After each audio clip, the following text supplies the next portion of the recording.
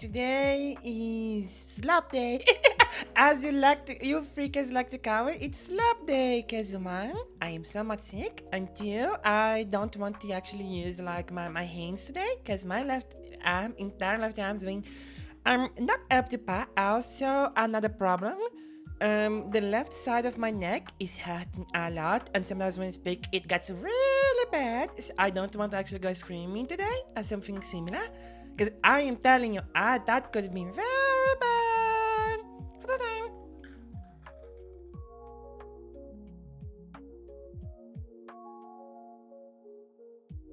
Otherwise, today is just gonna be Zatsudan then, shin posture. Oh my god, even my parents said that it was like, oh, it's just bad posture. Bro, tell me, please, tell me how bad posture makes it so that the left side of my neck hurts. Please tell me how it is that it is posture that makes the left side of my neck hurt. Oh my god, maybe streaming today was not a good idea. Oh.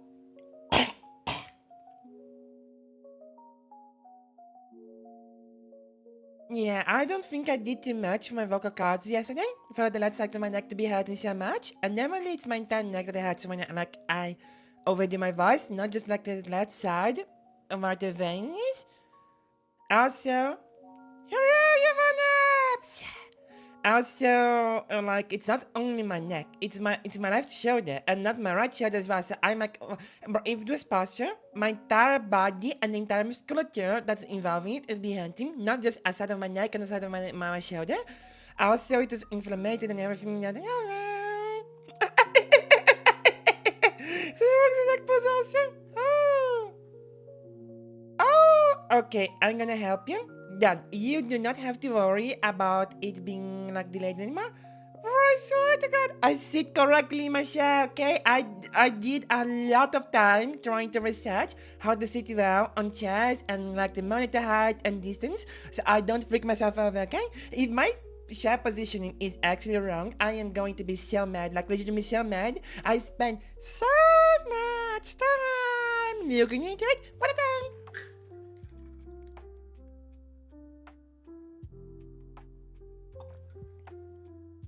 Oh, so you are in the bus now. I'm like, wait, your run is kinda early here now.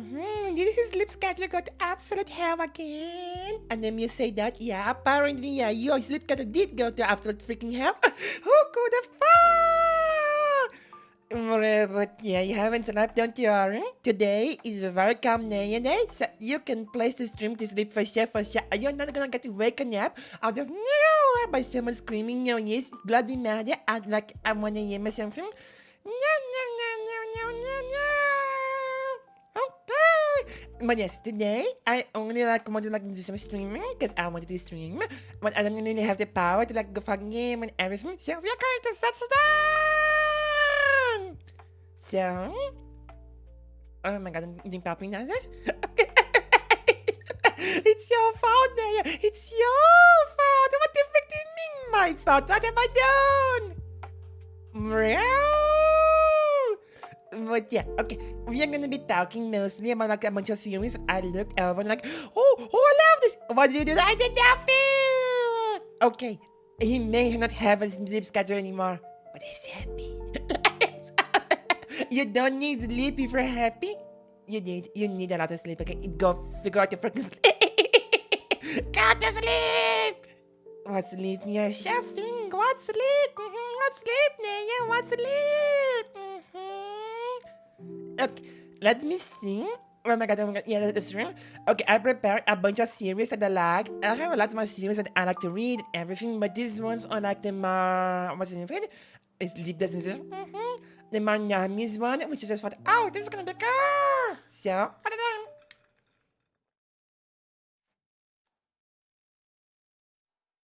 First on the list, which one is first on the list? Okay, let's go for something that none of you guys have ever read before. I've never known before, because I think that's cute, like just set the thingy and make me look like I'm not absolutely basic, because I'm not, okay? Okay. So, this is the cover, actually. So this is the cover of a series called The Reincarnation of Alisara. Okay, so basically it's this. This is a reincarnation little RPG story.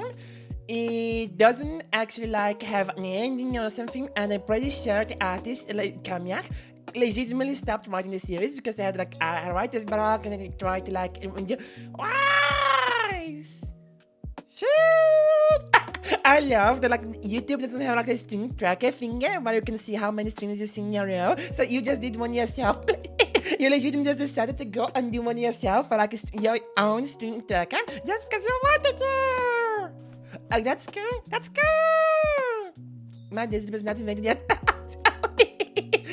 in my days, we didn't have these like things like sleeps, schedules. Now we just did it. We just did it. You guys are all so weak. Whenever it's getting a lot. It's getting like an ungodly large.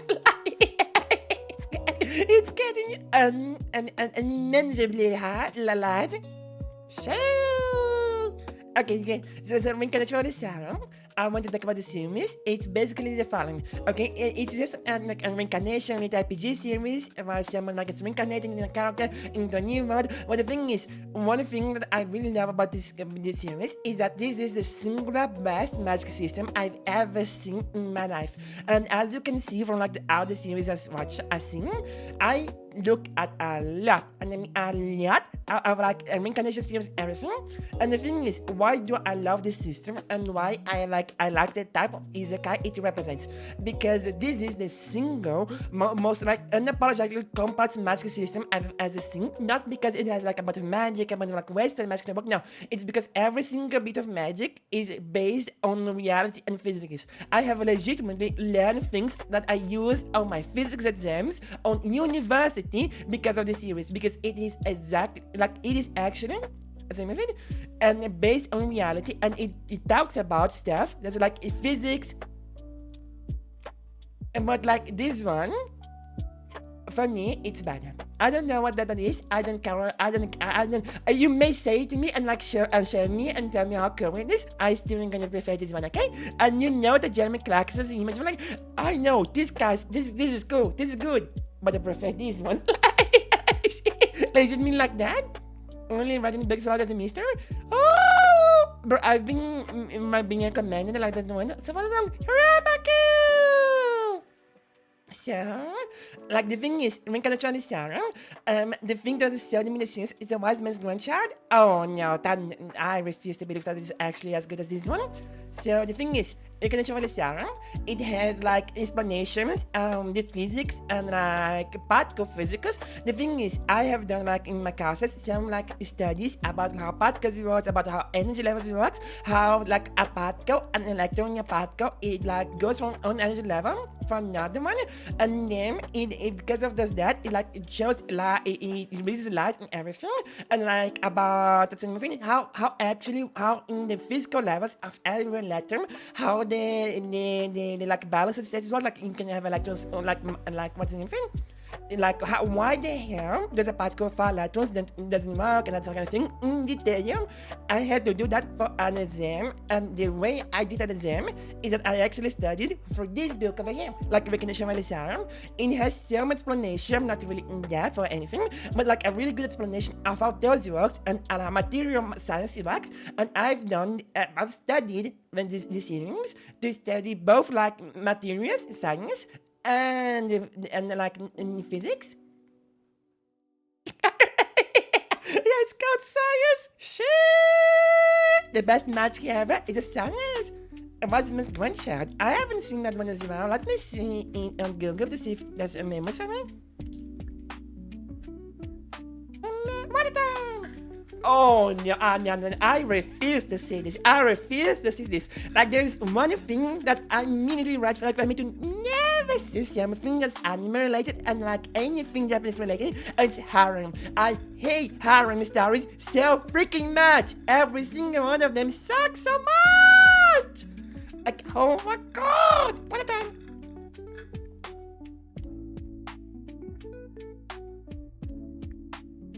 Now it's that harem? You are going to tell me. Okay, I look. He only has one girl. Oh, okay, that's fine. Gets married to you. Okay, so that makes sense a little better. That makes it sound a lot better. Okay, it looked like harem to me. It must.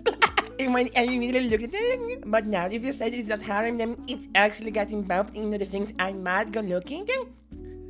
But yeah, like I didn't know. The thing is, this series, I am going to bet that like the magic system is more like a secondary thing, and the way the story goes is more about like doing something about like getting some objectives and is something like that, and not about the magic itself and the magic system itself. Like Reincarnation of Sarah is less of a series about the characters and like the series itself, at least for me, and more about the physics, about the magic, about how you can apply that to like become some bullshit and that kind of stuff. And the thing is, the thing I love about Reincarnation of Sarah that I don't think a lot of a series is that there is not when you get a new spell, it doesn't like, oh my god, oh my god, it's gonna be able to use that, to do that, like bullshit, oh no! And like there's like some book crap way for someone to produce some power that they have, just have extremely specific problem, then the magic somehow extremely specifically solves it. It's more like, oh,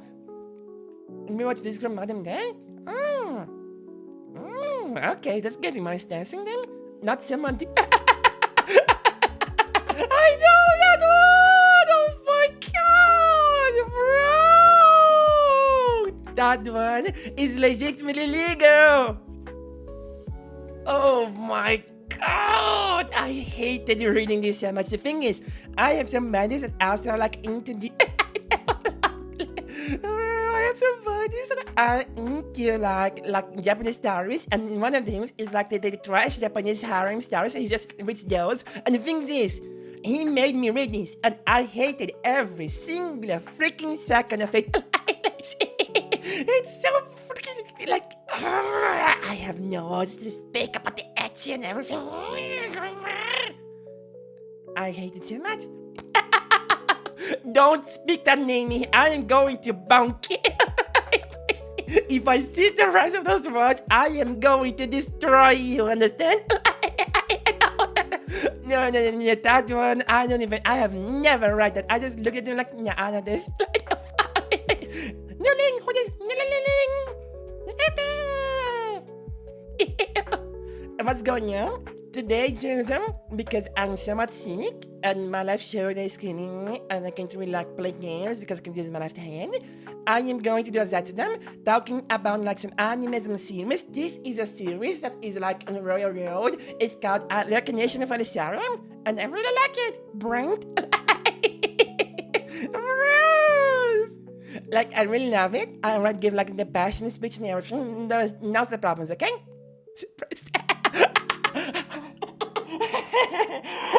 Oh my god! Okay, I just freaked my mind. Okay, guys, we are going to be talking about sleep.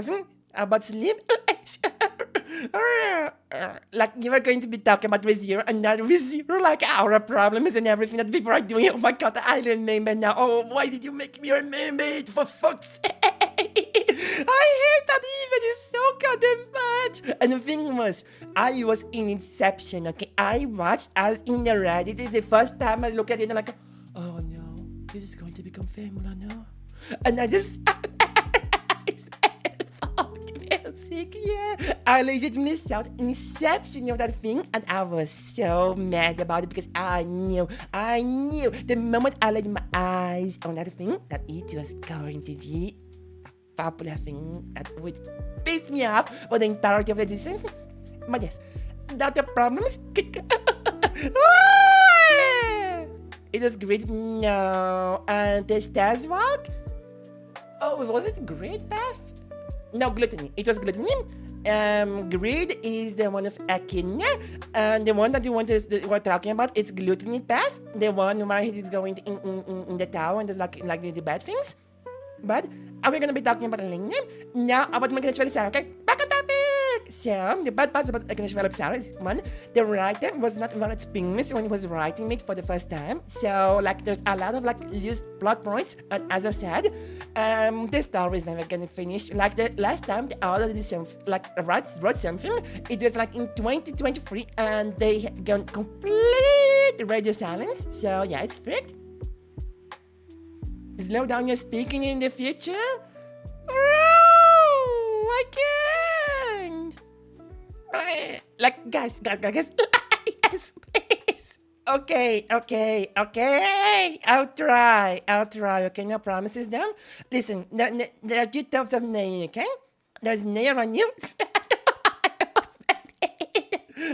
I'm overwhelmed. Okay, normally speaking, when I speak like fast, normally it's because I'm like overwhelmed. I just keep speaking a lot, okay? Like, if I'm speaking too quickly, I'm probably panic. In one way or another, I am absolutely panicking. Speak out. Normally, I didn't have 10 cups of coffee. No, yeah, you guys have to lock in and become like Yvonne and become like Fry from Futurama, and then just like drink 120 coffees, and then it's like this speed time. But yes, I know everyone that around me like that says to me that I talk too fast and I have to slow down, but like, oh my god, I can't. I've been talking like this since I was a child. I cannot. What the?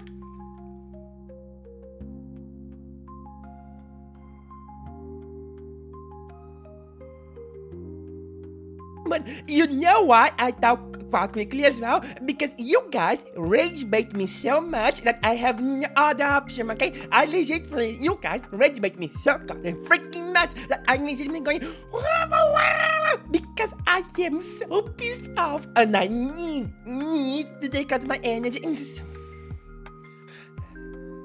I gotta oh my god, it's happening again! It's happening again!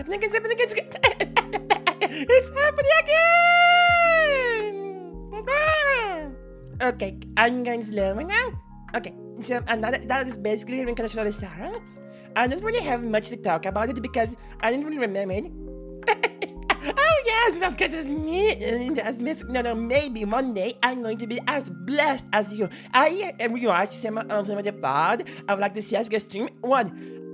You are blessed. I don't understand how you managed to survive so many of those situations, but all of those were goddamn bullshit, okay? I call bullcrap on like 98% of those. Like, holy moly, you people were legitimately walking around me. I mean, yeah, that was the big perfect. Like, people were walking, legitimately walking around you and missing shots. They want you like, I don't understand. Niggas got gifted, man. Yeah, that weapon is a blessing for sure. Like, I wish I had more to talk about like Incarnation of the Sarah, but I'm gonna be honest here, guys. I haven't really read any of the series in a few years, to be honest. Like, it's been so long since I have ever seen any of the series and anything, because like my reading, like a few weeks ago, I just like had to like cut a little bit of reading and I started like reading other things. So these things are a bit low now. I'm trying to just like fish up memories and everything, but when Incarnation of the Sarah, I don't really have much more to say about it. So next thing, it's probably gonna be like just me looking at whatever symphony cooked up. Let's see. What has it done? I don't know. Like, Lisa Falford? Oh, that's true. But everything's gonna be on us. Okay, let me go and steal his makeup. That's actually a good idea. Whee! Okay, how do I do this thingy?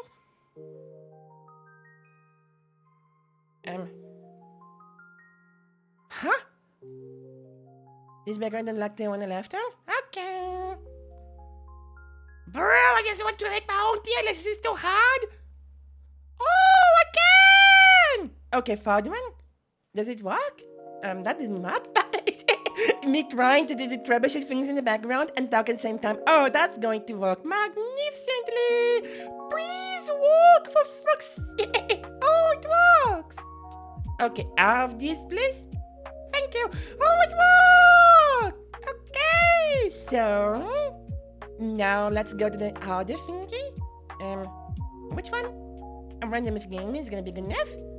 Okay. Oh, the goodbyes there. Let me make myself minga. And then nice. But this music Jason that I wrote from you, by the way, is so nice. It's legitimately so nice. You make whatever. Daily series. Remove. Okay, this one, and you're gonna get this, and then this, and then but my organization is so bad. Legitimately, if any of you had access to my organization, you would kill me. Okay, so reincarnation from Sarah, it goes so straight A. Legitimately. Konosuba! Yes, we're gonna be talking about Konosuba! Now, Konosuba is big. You have yet to see Konosuba, okay? Okay, I'll send it to B. It's gonna get B. So, another thing that I have a problem for Konosuba Sarah is that it kind of like tapers off a little bit as the audio like loses the plot and everything. So, it's gonna go to B. Let's go to Konosuba because we're spoken to. Okay. Addendum. This is one of my favorite series of all time ever, okay? I'll send out addendum every single one of the series here. I know that there's anime about them, manga. I have read the light novel and the web novels of every single one of this. So yes, I have gone for like every single like Japanese website and hand translated it for if you like deep out everything, every single one of the series, so I can get the most content about them. I have also read for a lot of those like every single one of the like side stories and like the unique releases that they make in Japan, because basically some series like Herooo, they like make a lot of like side plots and side series which like which you have to get. The only way for you to get is if you go physically in Japan. Oh, you actually are in the same right as people in Japan like post it for you. A name you like just have to translate it yourself and you have to go down. So another game that I have to add, I just remember that I really like the matching. And I have some good points to talk about the matches and bad ones, so we are going to be downloading an image and placing it here. And you want to have a Konosuba? That's fair. That's actually fair. Because Konosuba, the thing about Konosuba is that it's one of the few like novels and everything that is just explosion! Like, I think legitimately just fun. It's legitimately funny. Like, if you like, the thing is, I love this series so much that every single one of my handles, like how the handles normally have Meg in it, okay? Legitimately. The only bad thing about making Jason a mod is that he and me now in chat, we share the same freaking color. It hurts me so much. What the time? What is it?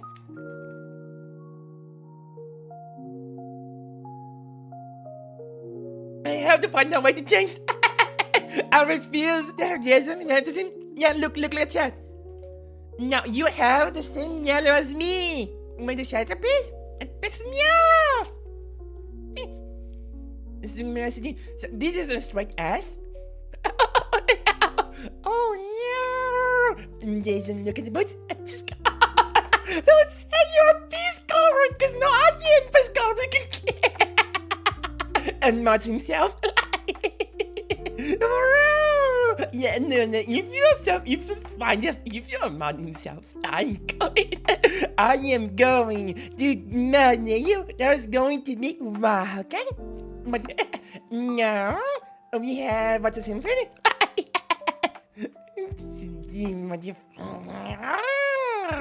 Oh, yeah, Konosuba. So Konosuba, it's one of like the best series. For me, it's like the best, one of the best comics ever written. In the Isekai format and everything. The Isekai format is the best one. Of course, I placed Konosuba yes. It's my favorite one. Okay, so another thing about Konosuba that I really like is that a lot of the series over them have a problem. Like, the problem is that a lot of these authors they became better as they were writing it, okay? Like a lot of these artists just became better at writing as they're writing it. So like with some series like the match, the series got considerably, like legitimately considerably better as you're reading to it. But Konosuba has been like straight ass since the beginning, which is really good because it makes it so that you don't remember every single part of it really well and really lovely. So Konosuba itself is really good. Also, another thing about Konosuba is that spoilers about Konosuba, okay? A lot. And when I mean a lot, I mean like almost every single plot point that appears in Konosuba. Most of them are gonna get resolved, but there is a few like glaring plot points that were never resolved because you can tell that Konosuba was meant to have another volume of content or like sad series or something, but author never did them. The author legitimately went, okay, I finished this absolute cinema, I'm fucking off, and like legitimately never finished this series. So that if you read Konosuba, and maybe when the anime ends, you are going to notice that there is a lot of plot holes, plus lot and I need to breathe. Okay, a lot of plots that are unresolved. Okay, guys. If you could, please, if you see me talking a lot without like pausing, just tell me to breathe. I need a breathe alarm. Yes, basically mask in the cast and everything. Like, it's just the best.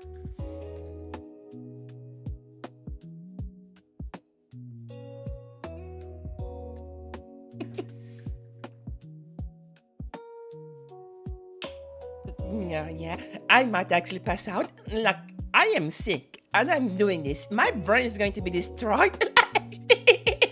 I have never seen someone outside of me have problems with like having like not before talking, but holy! Okay, yeah, but yeah, Konosuba itself is a really nice series. It has everything you want, it has like good plot points, and the thing is, every single story about Konosuba, it really fits together extremely well. And the more you read into it, the more you like the characters, because the more you gotta show different sides of it. Like Kazuma, for example, and it's anime spoilers. Like Kazuma, you might like for me, he was extremely interesting. He was like there. He wasn't like the day start the show or anything. And he was like extremely like consistent character that kept the band together. And he did his own jokes, everything. When he didn't really have a niche, like a good niche for him, until he placed on the mask and he became the fifth. Oh my God, Kazuma, when he places the mask, he's so fucking cool. Like legitimately, I fangirled this guy so freaking hard the moment he like became the hidden fifth and everything. He is legitimately so nice. And like every single time he uses his abilities. And another thing I really like about Konosuba is that every single image. Okay, we don't talk about that. Okay, he's a bit boring. Okay, he can do that. Okay, he does that sometimes, but we don't talk about it. Okay, legitimately, he just has a bit of quirks. Okay, yes, a bit of brief time. I'm looking in a moment. So yeah, Kazuma, when he plays on the fifth mask and he becomes cool, legitimately one of the best things ever happened. And the ending of Konosuba, oh my God! And every single thing that you've seen in the series up to that point, it gets used, by the way. There is no check of gun that's left unused in Konosuba. That's a good part about Konosuba, is that legitimately, you don't, everything that you read, every single detail that seems minor, and then you're like, oh, that doesn't work. You're like, legitimately, I've seen the ending of Konosuba multiple times, and I've seen it so. Okay, this is going to probably make you guys hate me about how I write Konosuba. Okay, I write the entirety of Konosuba repeatedly, multiple times, ending even more with a singular song. Okay, and also yes, like the ending of Konosuba was legitimately like made me cry as well. Like that ending was so beautiful. The ending was so nice. Okay, oh my God. You have it? No. Okay, it's this one.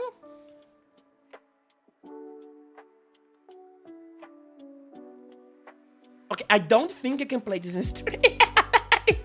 I don't think I can play this on stream, but I read the entirety of Konosuba multiple times on multiple occasions throughout years. I have read it again with this music, okay?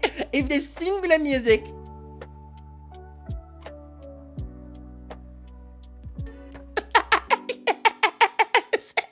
There, I read the entirety of it. Do not judge me. I just found this. And you understand? I don't know. I just found it one day and I'm like, oh, this sounds good. And I just kept listening to it as a read. It's British one. No! I just found it one day. And I like kind of like the bouncy mouse because the one thing I do as well is that I always like read something with a specific music in the background. So every time like I listen to a song, I like get an image of the anime I'm reading, and it makes my reading time easier. No, I'm not. The thing is, that music, it kind of became popular because of memes, and I saw that version of the song, and I was like, oh, this sounds like nice to my ears, and I kind of just read it with Konosuba forever. So every time I listen to that song, I remember Konosuba, like shit. I just kind of like, I listen to it, I was like, oh, Konosuba, holy shit! Like, if someone were to tell me something that's not Konosuba, what makes me remember Konosuba, I would point to that 100 times out of 100, because it's like, it's just Konosuba to me. It doesn't mean just Konosuba to me. I don't know what to say, guys. I just fucked my brain, okay? Not my fault. It's not my fault. But yeah, I definitely like that. I definitely cooked myself with that. Legitimately cooked myself. I do not know what it was that. Okay, Stephanie. But yeah, I like now. This is what I have to say about Konosuba. Like, it's really nice. It's the best series ever. I have read it in an extremely specific way. That is with that song, like reading again. But like, I swear to God, it's worth it, okay, guys? Later, when you like trying like remember Konosuba, play this song and like do a little bit of reading about Konosuba, you are going to see what I saw. You are going to understand the potential that I have unleashed upon your head, okay? The potential that I saw on that one music is going to be...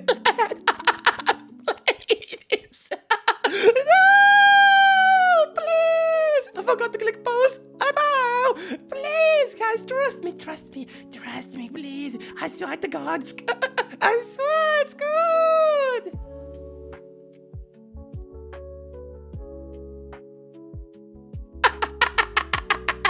Jason, now you have.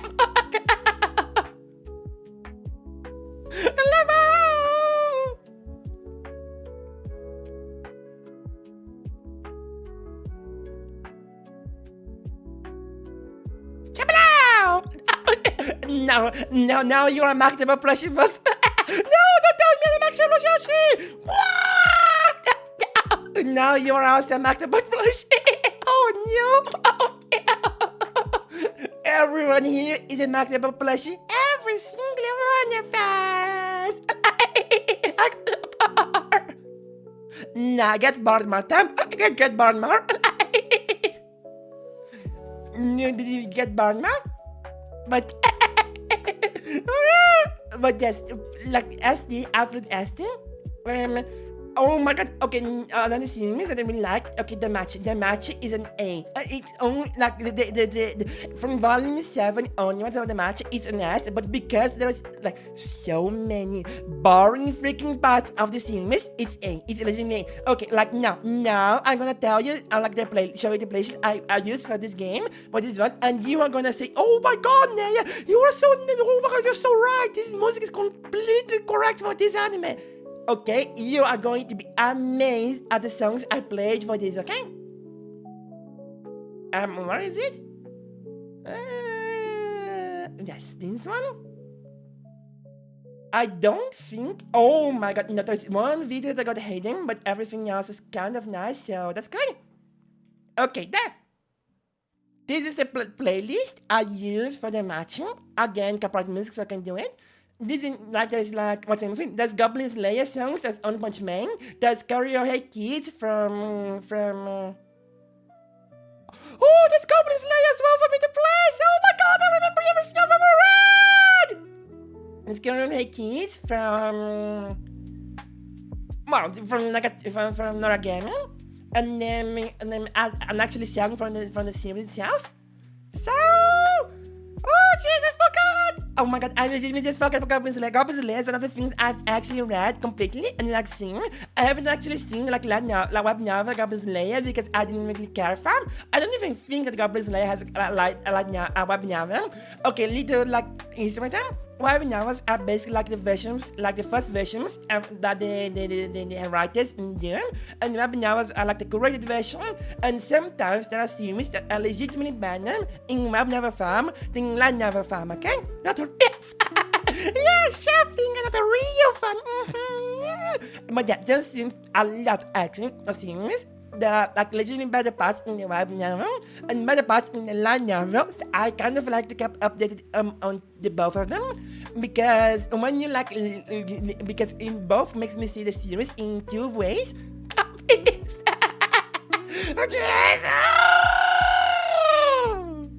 But yeah, I really love seeing both of them because it helps me a lot. Yes, Bollywood!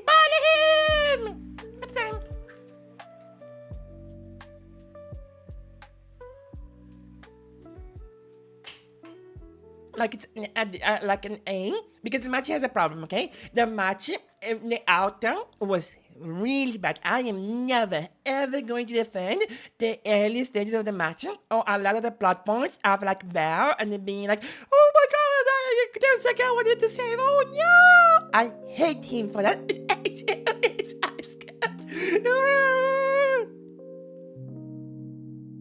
But I refuse to defend that series in that aspect. An awesome season 2 of the anime, which like a few like two volumes of 3, I don't remember, was the worst. I skipped that series completely. But the thing is, the match is really good in two aspects. First, because the match has a game, which is the match Oratorium. No, not Oratorium, it's the match Memoria Freeze. And then the match Memoria Freeze has a lot of world building for the world of the match, which 99% of the fandom are never going to see.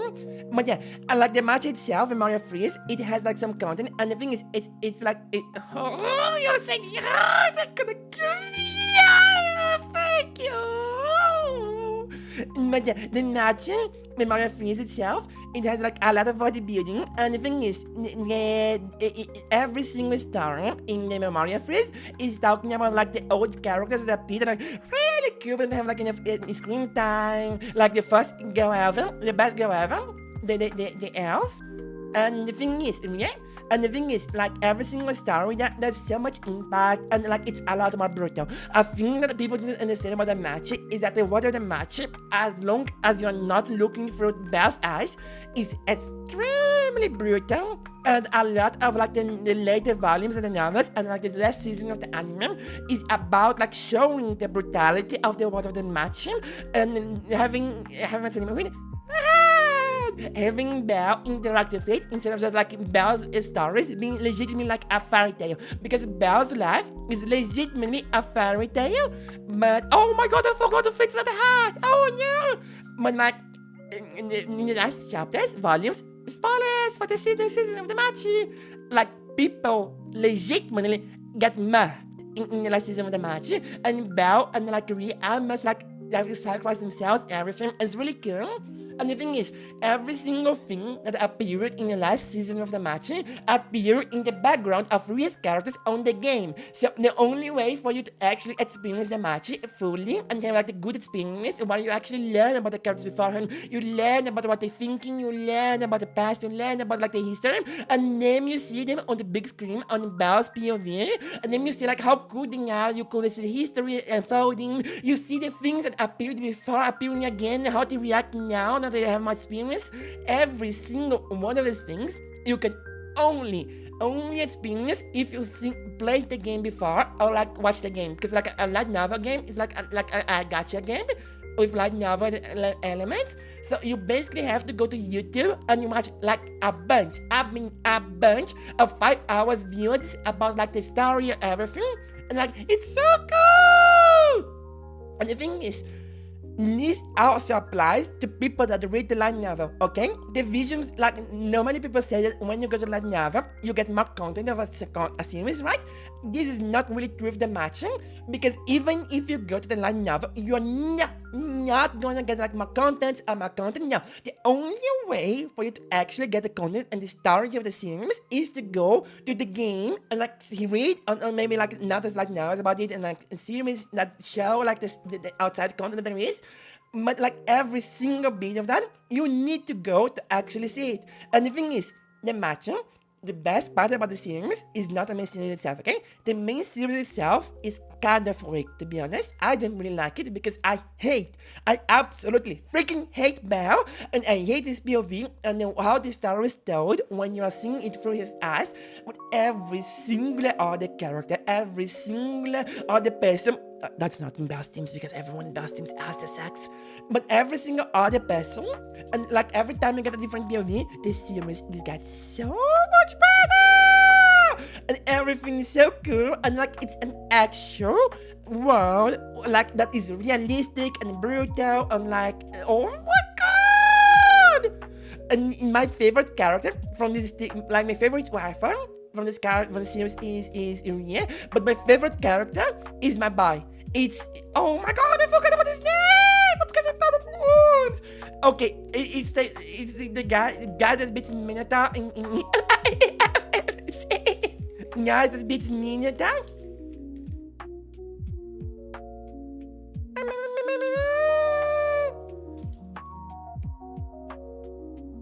No, it's not this. Yes. Oh no! Oh no! I'm gonna get his name. Okay, I'm trying to find his name because I love him so much. Like he's my favorite character ever, and I need to know his name so I can talk about like the series. Heracteus? Argonaut! Argonaut! Yes, Argonaut is my favorite character of the entire series. The thing is, Argonaut was in the game, and Argonaut is like the predecessors of Mel. He literally is exactly like Mel, and it's a situation just like in Museum, where people from like 1,000 years ago are very similar to people that are now in time, and they just kind of like mirror each other, but they separate themselves because now the guy that was like 1,000 years ago, he has freaked himself over and his wildlife and his life and everything he loved to set up the path for the guy that's the reincarnated version of him 1,000 years later to make the world better. And Argonaut is that guy. Argonaut is legitimately that guy. Argonaut, the thing is, time to read, drink.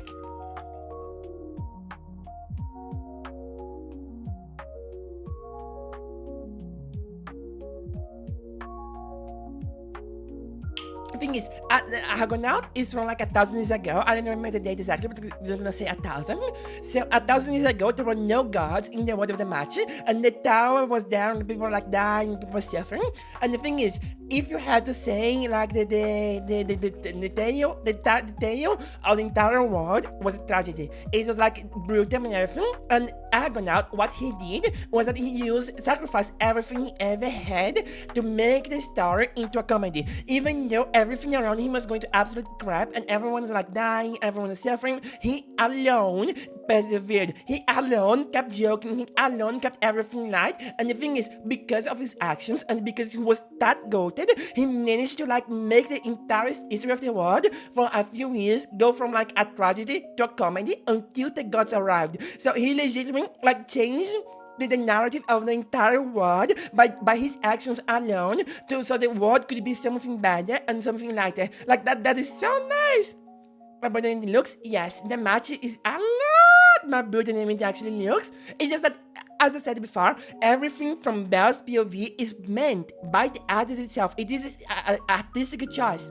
everything that you look for Belle's eyes is mystical, it's beautiful, and it's like kind of propped up to be a fantasy, right? And it's like not to be romantic, because as I'm saying with Argonaut, the thing is, these protagonists, what they do is that they change the narrative of the world to be something more lighthearted and to make them better. So Argonaut was living in a world where everything was a tragedy because everyone was like freaking out, there were no cities anymore, everyone was losing, the monsters were winning, but because he appeared and like it was so cool, the entire narrative of the world became a comedy and everything became better for a few years. And like now Bear, in the match itself, he's making the tale from the city of Oratoria was like becoming stagnation, was like becoming sad, while heroes didn't exist anymore. Oratoria, before Bell arrived, was basically in an era where there were no heroes, where there was nothing to be done, where the world was decaying, and now something was about to break and everyone was gonna suffer because of it. And now, because Bell exists in the world of the match, and he appeared right now, he changed the narrative from being that kind of loss, that kind of bad things, into a fantasy again, because he's the hero. And that's the point of the match. The point of the match is to see the eyes is seeing the protagonist of the series change the narrative of the world around them because of their actions, and it's really good. Was that the match? So yeah, that's why the match is good. And like look at how much like I can actually glaze the match, and how much like good the content is in the match, and the story and the overall act and everything. But you know what's not bad? Good. Everything else, like a lot of the plot points, every time that Belle actually finds a girl, they're like, every single time it happens like, I get so annoyed and I skipped everything. Like, that is legitimately the worst part of the series. Let me see what the hell this is saying. Marriage Dotson. Oh, that looks cool! Okay, I'm saving this to actually like read myself later. It's saved! I'm not gonna be able to talk about it, but it looks nice. It looks like cosmetic stuff. Okay, yeah, we're gonna be seeing this. Why does it have a bullet? And what? I thought this was gonna be a good thing. Oh my god. We are reading this later. But yes, in the entirety of like the match itself and like this arts and everything, which is very like well set up. The music, if not, should speak. My friend has been trying to make me read that. That's one of the things Ash has been reading. I'm gonna save this one. A poison master for killing.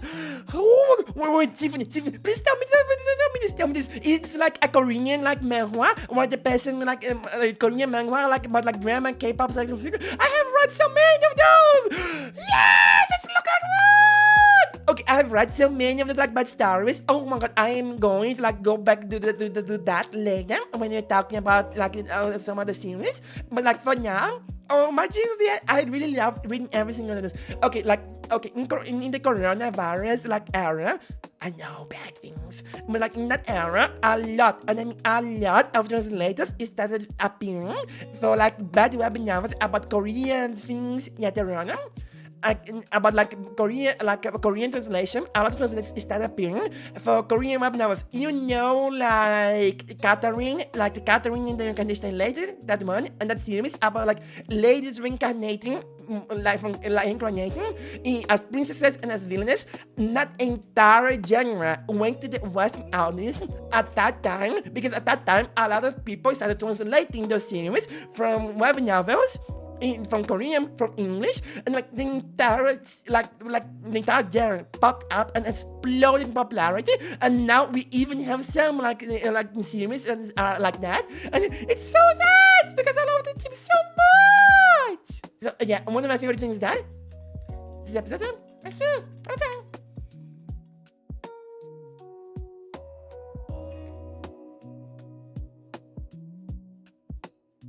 But every single one of them is really good. But back to the match. So, this guy is also, the guy that watches is also doing this like a sort of Oratoria. I don't remember the name, which is nice, really nice. That's my favorite. And like, the thing is, the series is really good. If you like actually want to read the world, and the thing is, one of the things I love the most, and I mean the most in any history, is one, different POVs for people. One final thing, you can ask anything. different POVs for characters and world building. And the magic, because it has so much side content and it expands so much in the side characters for like so much content. Oh! Fuck! Placing the quotas! Yeah, because it has so much side content, you get a lot of world building and a lot of POVs from different characters. So this is the reason why it's an A, even though like a lot of the stories is just annoying and bad, and you have to like legitimately close your eyes to be able to read and or see or watch a lot of these things. Can I ask a simple question? Of course! If the 8 ball... Oh, that's easy. We are at the Lemmings. We are at the Lemmings. We're currently at the Lemmings Academy. I am trying to run away from it to become to create my own Lemming kingdom. Nice. Yeah, if the 8 ball got read wrong even once, I can lead by the way.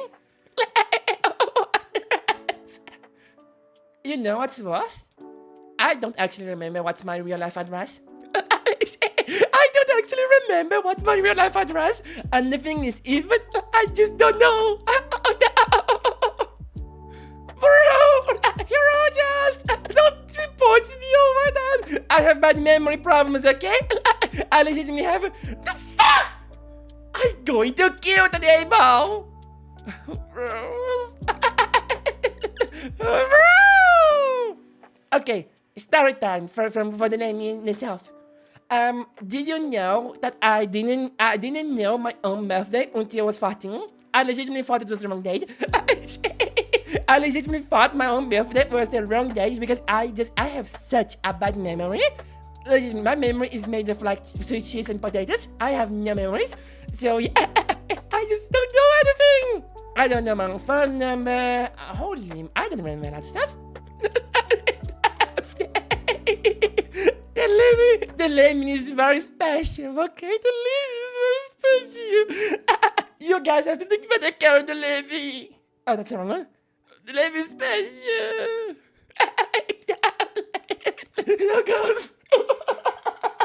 No! No, I'm a Lemming. Lemmings are allowed to be stupid, okay? Lemmings are not really stupid as well. Freak off! Oh, you forgot about your own birthday? Because I have a bad of dates, okay? I just bad of them. It's fine. Bro! But yeah, that's why bro, at least guys, think about the positive thing. If I don't know my own address, I can't accidentally dox myself. Even I don't know where I live, I can actually be doxed. It's impossible. There is a positive. There's a positive slide on there. Oh, that's actually up. Oh my god. Oh no. Guys, I've gotta remember to do something. I gotta remember to place my own address physically in a piece of paper somewhere. I actually carry it myself. Yeah, if my cell phone loses battery, I'm fucked. I'm completely freaked. What you? No. That is the one positive. But yeah, that's why the match is absolutely golden, but not that good as well. I just tattooed some. You just have to tattoo my birthplace, like my thing and everything. What's the idea? Huh? I can't. No! Do you want me to freaking die? Okay, guys, if someday I just don't appear for like an entire day on stream and I didn't say anything, like blame Symphony, because what happened was that my phone died and was in the middle of nowhere, so I couldn't get back to him. That's his fault. That's literally his fault. Was it me?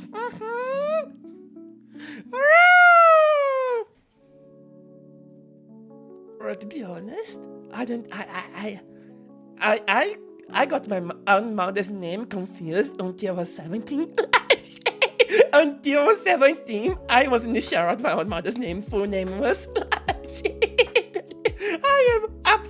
I am an absolute failure when it comes to anything that's memory related. Absolutely a failure. Okay, let's see. Oh, what's this Genshin Impact? Because I don't read Genshin Impact. Okay, the only comics I actually like read in my let's go. Yeah, the next thing, the last thing I want to talk about is Overlord. Okay. Overlord is the following.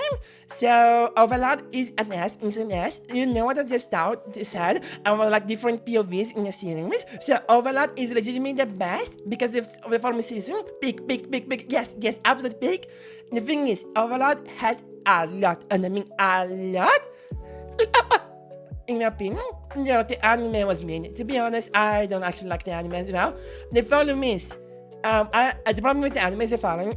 Overlord is meant to be a series you read because every single chapter in Overlord, every single novel, you are going to read the entire novel from a different person point of view. And the thing is, every single time when you see an anime, they did not do a good representation to show how in the novel they actually changed the way that the sceneries and everything is described depending on the paper that you're looking. So like someone that has like more knowledge and is more educated is going to describe a room in a different way than someone that's like less educated and like more rural. Every single one of those details were lost when it came to animation. So like a lot of the like plot points and the cool things about Overlord were completely gone when it was in anime. Yes, we are going to get to that.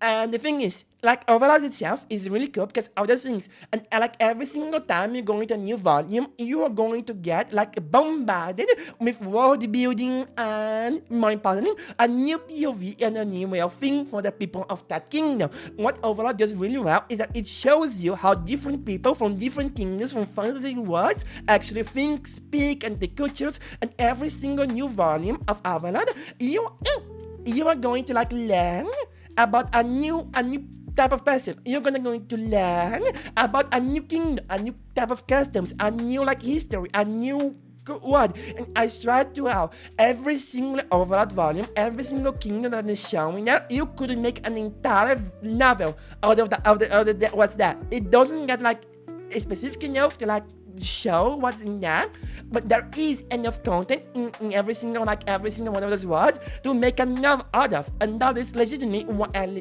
love. Absolutely love Overlord itself, but I would never recommend someone to like watch the anime. The anime is the worst thing that ever came to Overlord.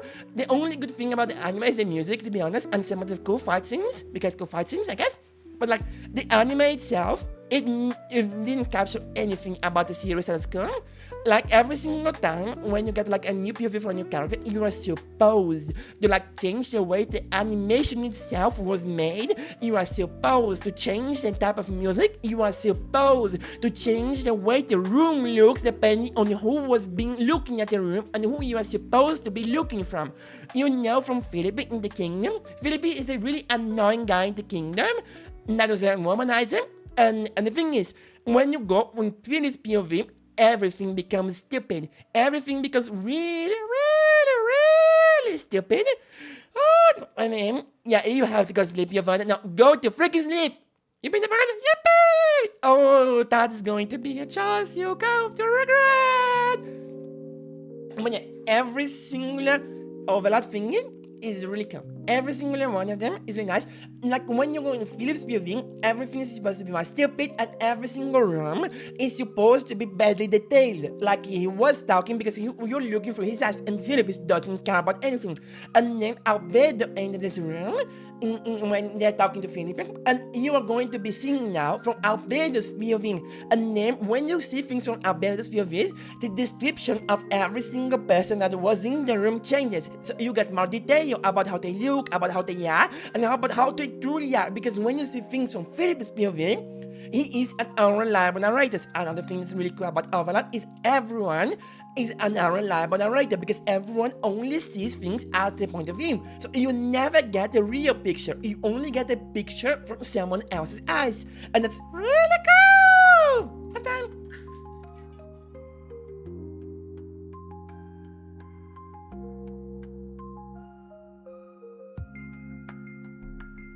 And the anime never ever showed it.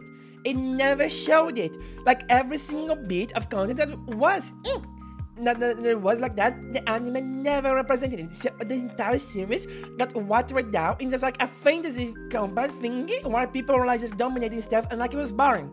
It was legitimately boring because every single one of those details that you were supposed to get from reading were lost, completely lost, and like that scene was just gone. Every single detail gone. You don't get like the more detail from Albert's point of view. You don't see the characters as they are now in suppose when you are looking for really bizarre, because they just didn't do it.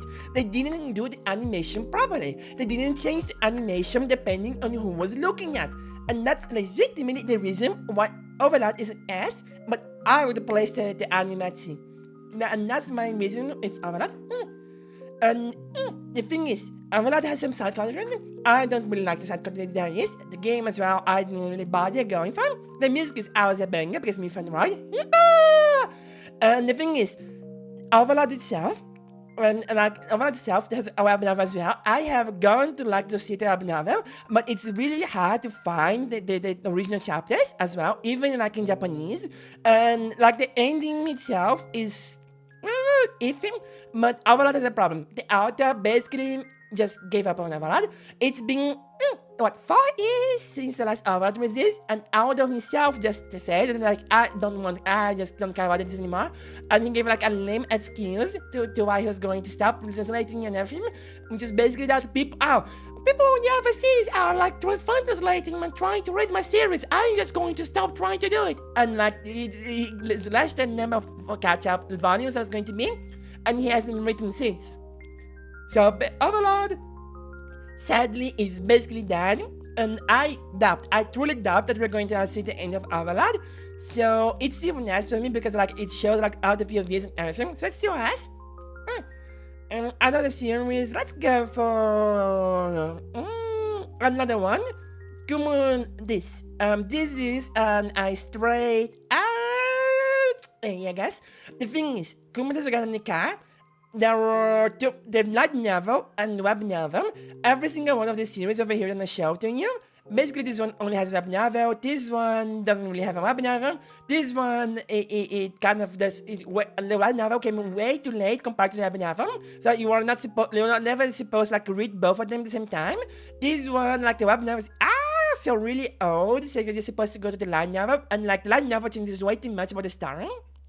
Oh yeah, no, going back to Overlord, some plot points that happened in the light novel, they were much more boring than the web novel, because now is about as good as any time as ever for me to tell you about the problem with serialization in Japan in light novel series, and the problem with in press translations.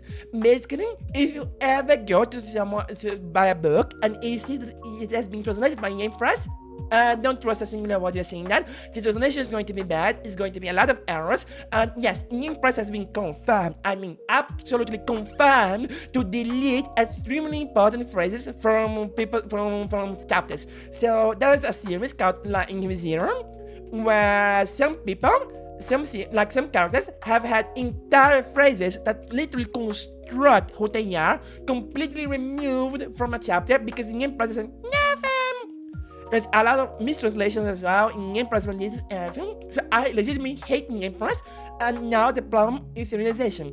A lot of series that you are gonna see here, and a lot of series that you just get, unless they are extremely like boring and just like very much right now already, they get censored. They get censored a lot. Like I can tell right now, a series that I love them a lot, Zero, it gets absolutely freaked by censoring because of like serialization, and Overlord also does.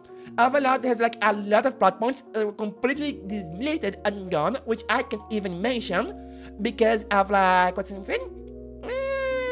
because of censorship and everything. So that is the reason why like there's some problems with censorship. That and named as Kimono's Gananika. Kimono's Gananika was a series where the author, she was writing at the same moment like the web novel, the ending of the web novel, and the light novel itself. So they were really close together. So you're basically like encouraged by everyone in the community to read both at the same time. And even now, you are still encouraged to read both because there are a lot of events that were a lot better reading in the light novel. But basically, at least like the ending was extremely polarizing and from the web novel. And what the author did is that they made a secondary ending in the light novel, which is somehow even more polarizing. Like it was so, both endings kind of suck, but both endings are actually like decent endings that end everything.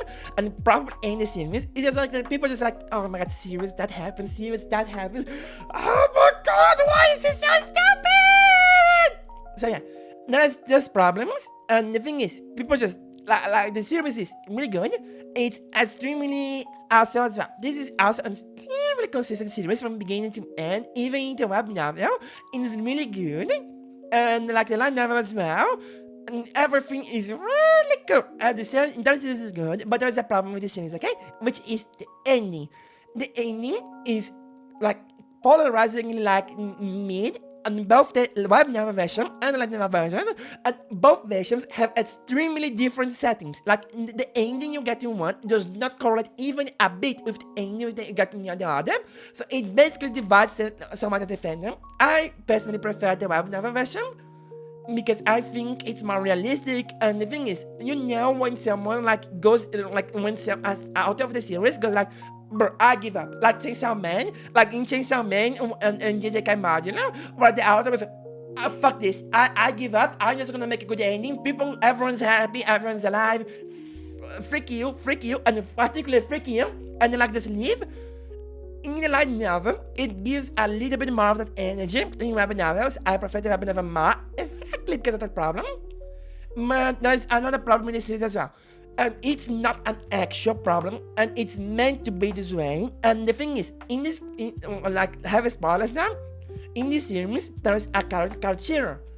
Let me see if I'm saying his name now, because I want to freaking slander this man, and I refuse to slander the right person.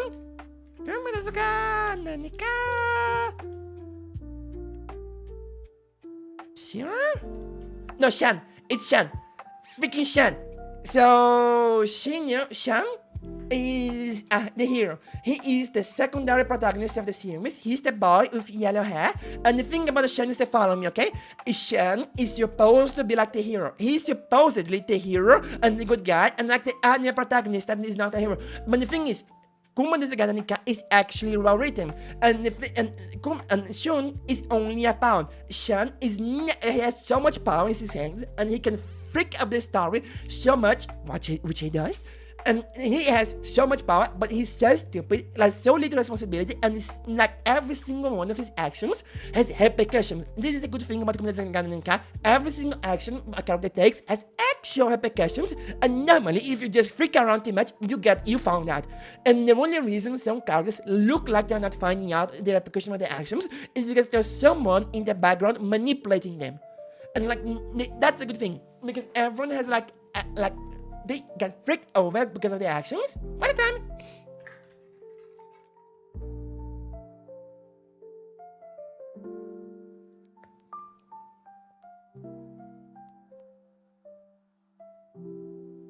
And like Shan, he destroys everything, okay? Okay, now heavy spoilers to come this guy. In the end, Shan destroys everything. Everyone, both enemies, there was a good way that they could have ended. In both endings, if he just didn't exist, things would have been better. And to be honest, every single time he appears, things get worse. If it wasn't for his existence, the entire place would have been a better way. Everyone that gets flicked over in the series, it's basically his fault. Like Shan is a hero that goes ahead and just tries to be a good person without understanding the powers at place, and because he doesn't understand what's happening around him, and he just tries to be the good person like unilaterally without really getting responsibility, understanding what's happening, he every single time freaks up. And every single time his actions have consequences, and because of that, he just makes the world worse. There is not a single moment in the series where he did something by himself and it was a good outcome. Like legitimately every single time, and in both endings, he ruined everyone. He legitimately ruined things for everyone because he's Shan. There is a reason why this character is hated in the community, and the thing is, this character was well written. He's actually like normal. He actually looks like he's a person by this age, and he actually looks like he's just trying. The things He's just a loser. He's just a big, like, fat owl. He just took, like, so much fat owls, and he keeps trying, and he keeps losing. And, like, it pisses me off so much. Like, it just pisses me off so much. Like, I hate him. I hate him so much. And I legitimately applaud the author for making me hate him so much. It's legitimately, I hate him so much. I just hate him so much. But yeah, that's right. Come on, this guy's aim. The only reason it's not nice is because of the ending, to be honest. And then, another series. Okay, this is gonna be the... this is gonna be like the more dangerous one. It's No Game No Life. No Game No Life, first off, I watched every single part. Oh my god, this is private. How to change this? Oh no! I've watched every single episode of No Game No Life with one playlist. There's some songs that are unavailable, so... but that's gonna life. Unlisted. Okay. So I've watched No Game No Life with like these songs. There are more songs in here that are just unlisted, but what can you do? And the thing is, No Game No Life is a really good series because of another thing, okay? The mechanics that appear in every single one of the games is absolutely goated. Like, she is like a down, like I guess, but because it's like a character and it's like just funny, that never goes like tries to actually be serious, it's somewhat acceptable. And the thing is, the series itself is really nice and really fun and really good. And the thing is, every single game, like, you know what they said about like, oh yes, another reason why I love Zatsudan is because the series is not told by only one protagonist. The entire series has different POVs. Sometimes it's really annoying, and everyone knows that Zatsudan has like a different. There is in the beginning, you are watching two parts of the series from different lines in time, and that can get somewhat confusing. But like after you get like through it, it's really nice, and then you can actually go back. And the thing is, the Zatsudan is really good because of those like that disjointed timeline that is explained to you in the beginning. You are encouraged to go back and reread the entire series to get the context of what you actually lost, because you are reading so much stuff that you have no idea what is happening. But when the two times of the series, like they go back and like they get jointed in time, and like you're actually seeing something from on one timeline instead of two, everything makes so much sense, and you go back and you're like, oh, this happened because of that, this happened because of that, oh my god, I know this, and you get so much knowledge, and it's so cool to like see these things that you read and didn't understand, and then go back and you reread it and you see a new way. You legitimately read the series 2 times because you are going to learn so many new things, and you are going to discover so many new like ways to see the series because you reread it. So that's why community guys is really nice. You know what? You got to us. No, you have to be staying. The Game No Life is another series. It's really good because it's like this one is mainly like one POV, which is kind of like it's also like 2 POVs. It doesn't focus as much on second character creation like Overlord and Zatsudan does, but what it does as well is that it's really funny. Also, No Game No Life was written by Brazilian, so but yeah, the series itself is really funny. Like so there's really funny in it, and like the thing is, the powers and every single like people's powers and everyone's powers in that series is really unique, and the way they actually use it is extremely cool as well. And like every single one of the battles is a unique mini game that you learn with the characters, and then you learn with the characters how to beat it. So it feels like a very big puzzle that you're going to be solving slowly with the main characters, which just makes the series itself really good. It just makes everything so nice, to be honest. So that's the reason I actually like this. And now... second one. I'm so sick. Photos Slime. Oh, that goes to a D. That goes to a D immediately. Like the Sensei theorem was a freaking like, oh my god, I hated it so much. No. You know what? We are getting slime over here just so I can slime the head. We are getting slime over here so just can slime the head. And bro, slime is so bad. Like so bad, like so goddamn bad. It had like a strong beginning, but you guys that are in anime, you are only now starting to begin to see what I saw. You're only now starting to suffer like I did, okay? But Tensei Shitara. Which slime? You said slime! Of course I'm gonna go for the more famous one, like Isekai. This one. I impossible! It's a lie! How the fuck am I supposed to know? But this lime is like see. Oh, that one! I have read that one, but that one is famous. I have read that one when I have like memories of it. I can even like talk about it. But yes, the initiation theorem was really nice at the beginning, but the problem is the author does not understand politics and like world building itself. So it's legitimately just horrible. It's legitimately just horrible. The entire series is bad. Oh my god, I forgot to do something.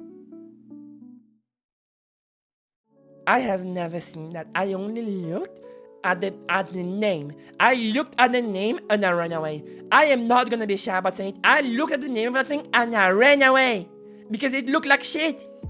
And I refuse to believe that it's not that. But yeah, the problem is that the author never understood politics and he tried to do some political scheming and some stuff like that in his series. And he was really bad at it, okay? He was legitimately so bad at it. I don't even know that, so I don't want to speak. Okay, real talk. Sword Art Online, the season where they are on with guns is actually like acceptable, okay? Every single other one, I'm not looking. I refuse. I cringe every time I look at like Southern Light. Oh my god, I hate it so much. Gun game online. When the one where they actually have guns and everything, that one I actually watched and I actually kind of liked, so that one's acceptable for me. But this Shitara has a problem where the author wanted to do politics. He never actually studied on how to do politics and how to understand it. So he's just bad. It just gets worse, and every single part of the series as later is just like politics and ending and everything is just so convoluted and bad. It's just not worth it. So I'm using out of the cinema. I would have to actually go out of my way to watch that. But if I have, maybe in your members stream, maybe when you can like watch, I decide to do watch alongs, we can do that and I can actually laugh it up. But yeah, this series is just bad. This is just bad. Same thing for like Tatooine Shield Hero. Tatooine was really cool in the beginning, but then it just became so bad. It just became, I have no words. Every single series that goes into like, oh my god, the parallel words, it goes so bad so quickly because you know what happened. The author made content for one part of the series, which was like the main one, and then he tried to expand by placing bullshit. And you know what it looks like? It looks like bullcrap. So I am never reading it. You know how much I love that in the ocean. I'm like, oh, it's gonna get bad, it's gonna get bad. I went to Russian websites and I hand translated Russian to get like my hands on the new volumes of the series to actually go read. That was the only way I found to get it and pirate it.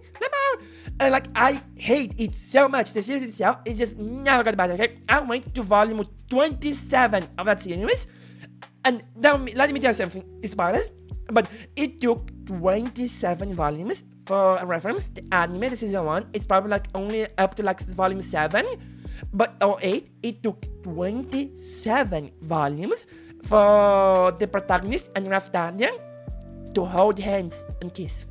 It took 27 volumes. Do not go read it. It's not worth it. It's just not worth it. One time.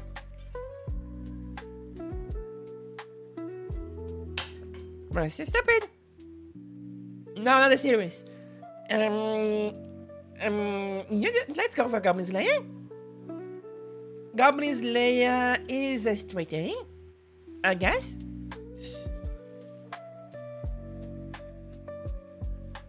I have no comment. I have no comment. I am not going to touch that. I am not going to touch that subject. I am just not going to. Oh, but you know what's actually good about Tatooine? Tatooine has a spin-off series, which is like the protagonist is the speed hero after like the main character like got mad, and like it's a spin-off by the author where like the speed guy goes back and like in time and like he has every knowledge and tries to just help everyone, and like that one's actually so much funny and comedic, but everything else is bad. Symphony. Topic change!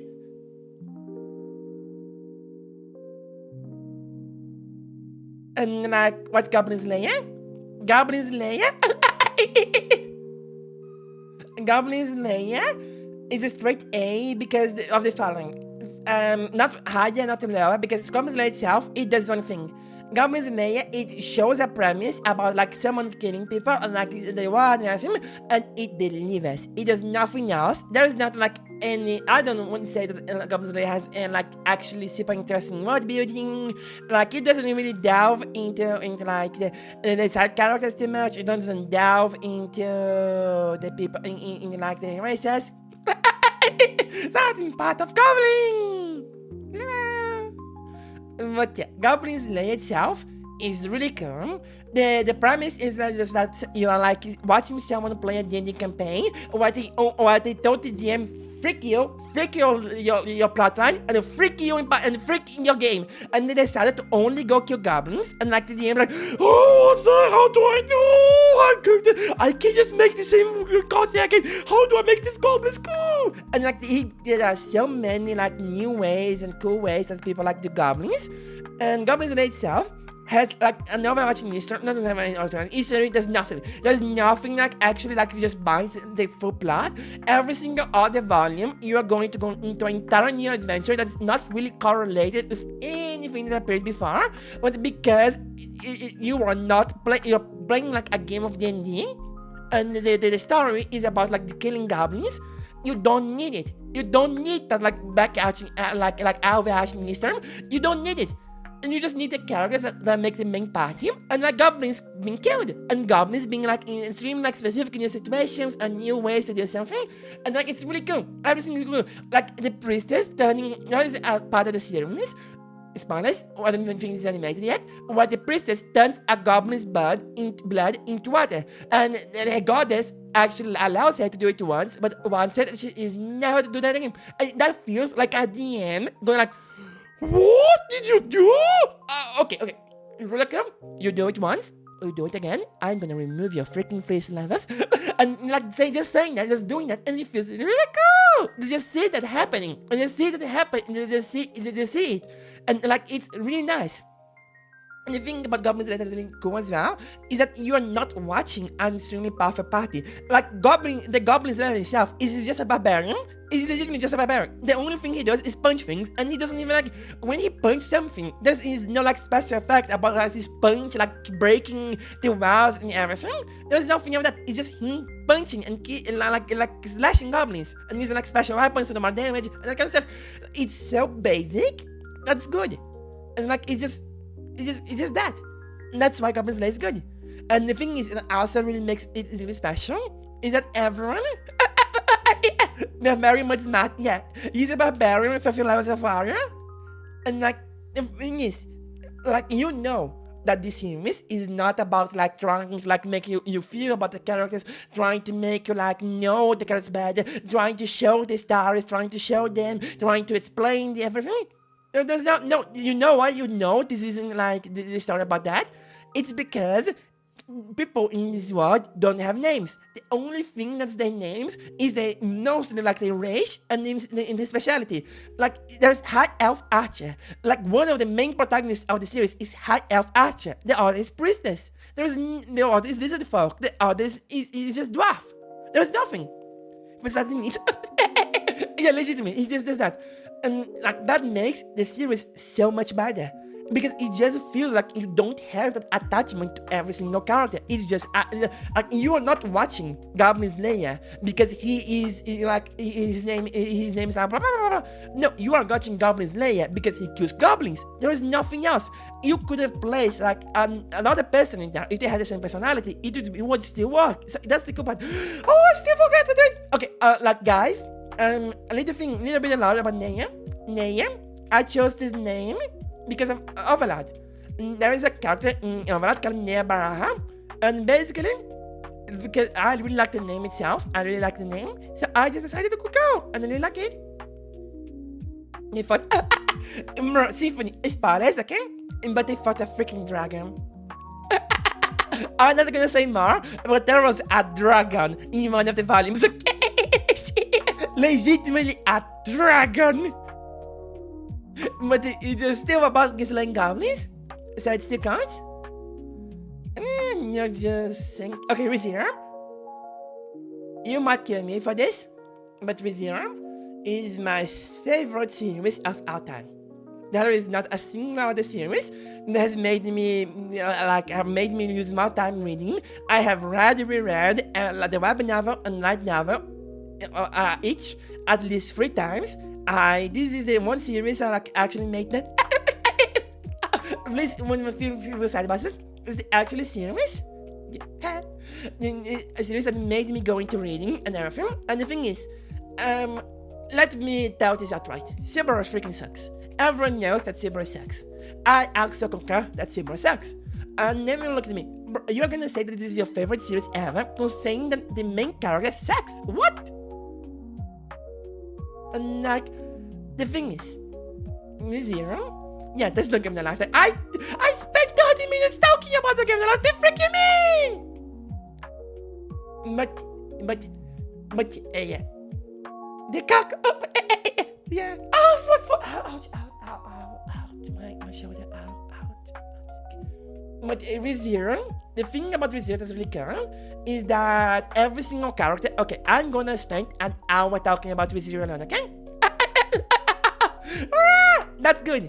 That's actually good. I don't matter. If you like, the thing is, I am absolutely okay with this string being secondary monitor content, okay? I love this. And the thing is, ReZero, what's in it?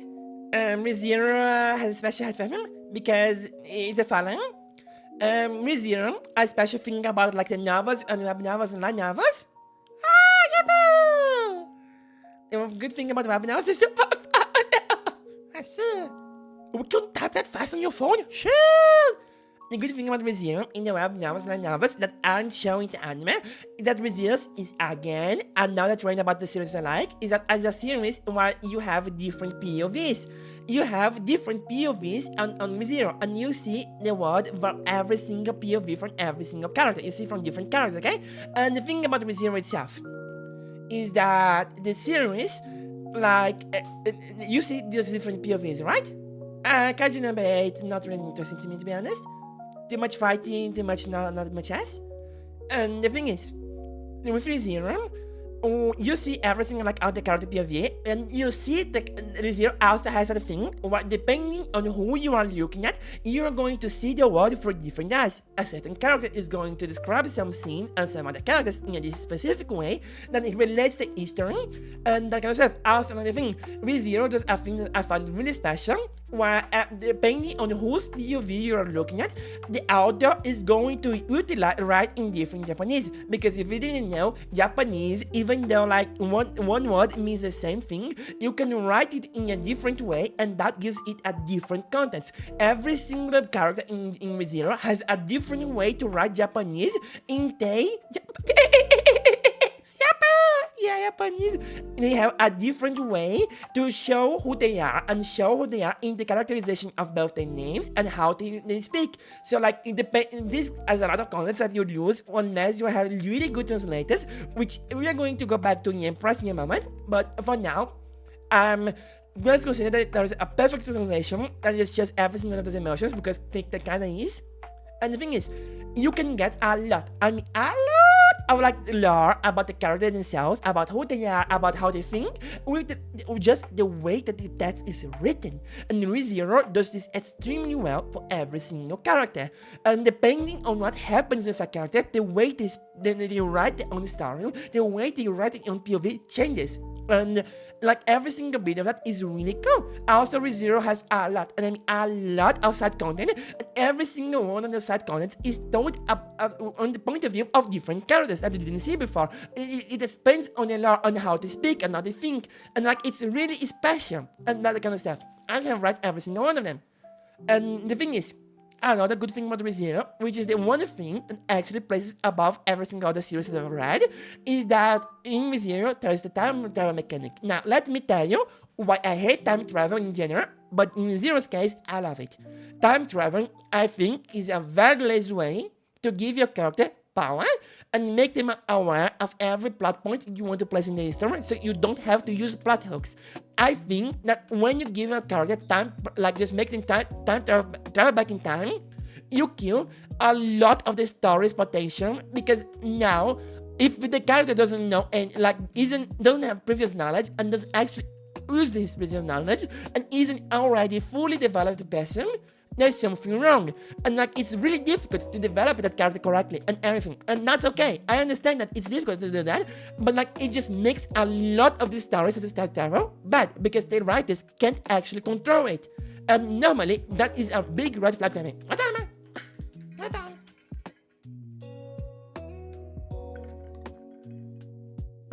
We just went through the entire water bottom in half a stream. Holy moly!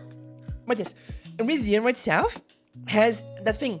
And the thing about like the characters is that it is like the thing that I really love about like the zero time travel is that it doesn't have any of those problems, because Subaru can only time travel a bit back in time. So the plot is about him finding a way to like solve the puzzle about how to win, right?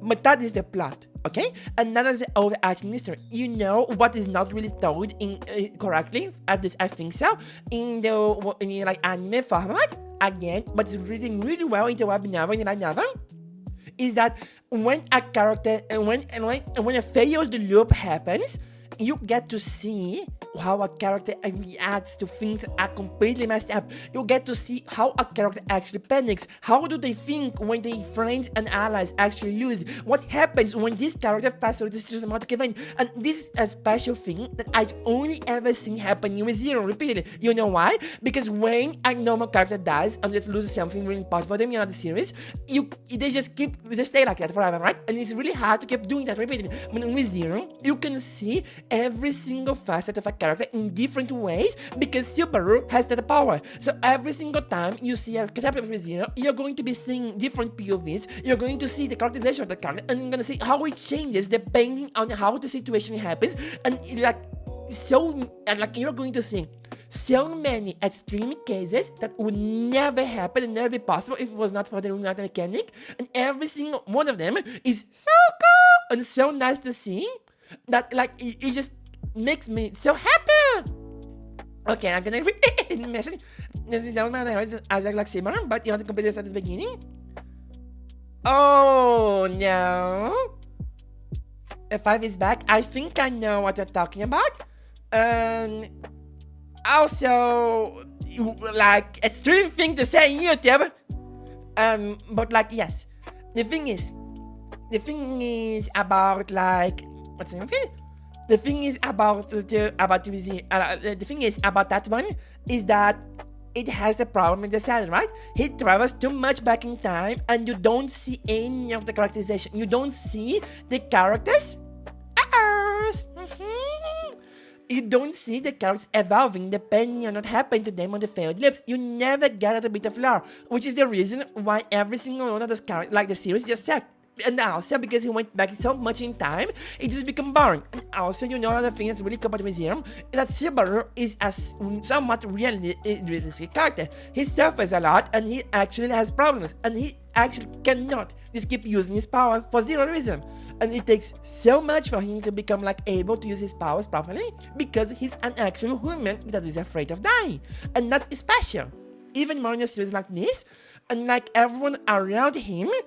And the thing is, one of the things I love the most doing with Herooo is that I still have like an hour moving. Like basically people, there's some people that do the following. It's like, what? Oh my god, they're going to that later! Okay, there's one piece of content that I really love, and it's really stands to like my heart about ReZero. There is some people that take this series, the ReZero series, and then remove every single failed loop from Silver, so you get to see how the world looks from everyone else's point of view. And the thing is, when you look at like the edited version, what you see no of like their loops, it be so cool, because you see how people look to Silver, and you start to understand how insane this guy is in the eyes of everyone else. Because in the eyes of everyone everyone else, every single bit of character development, every single little thing that you learned before, every single type of panic that Subaru went before, and is now immune to, no one saw that. For everyone else, Subaru in the season 1, when he was like in the trying to get back to the mansion to protect Emilia, he out of nowhere, he was this boy who just got humiliated by Julius. He looked like this idiot that never did anything correct in his life, that was like really arrogant and had no talents, and then he went from day to night. He became the singular, like, most strategic, intelligent, and like brutal person that there was in that city for one day. Like, legitimately learned so much in one moment, and like he became basically another person. And for everyone else, nothing happened.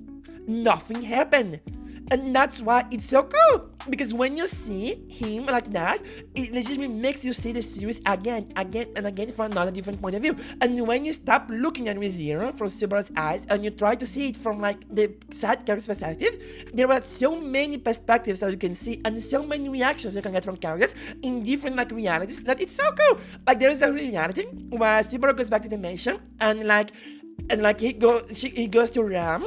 And like Rem is being really nice to him, which is like different, which shows a side of a character that no one knew before. And that's why Ren is my favorite character in the series, because you only get the information of how Ren thinks and how Rem actually behaves around people when you are seeing it from a failed room. Rem.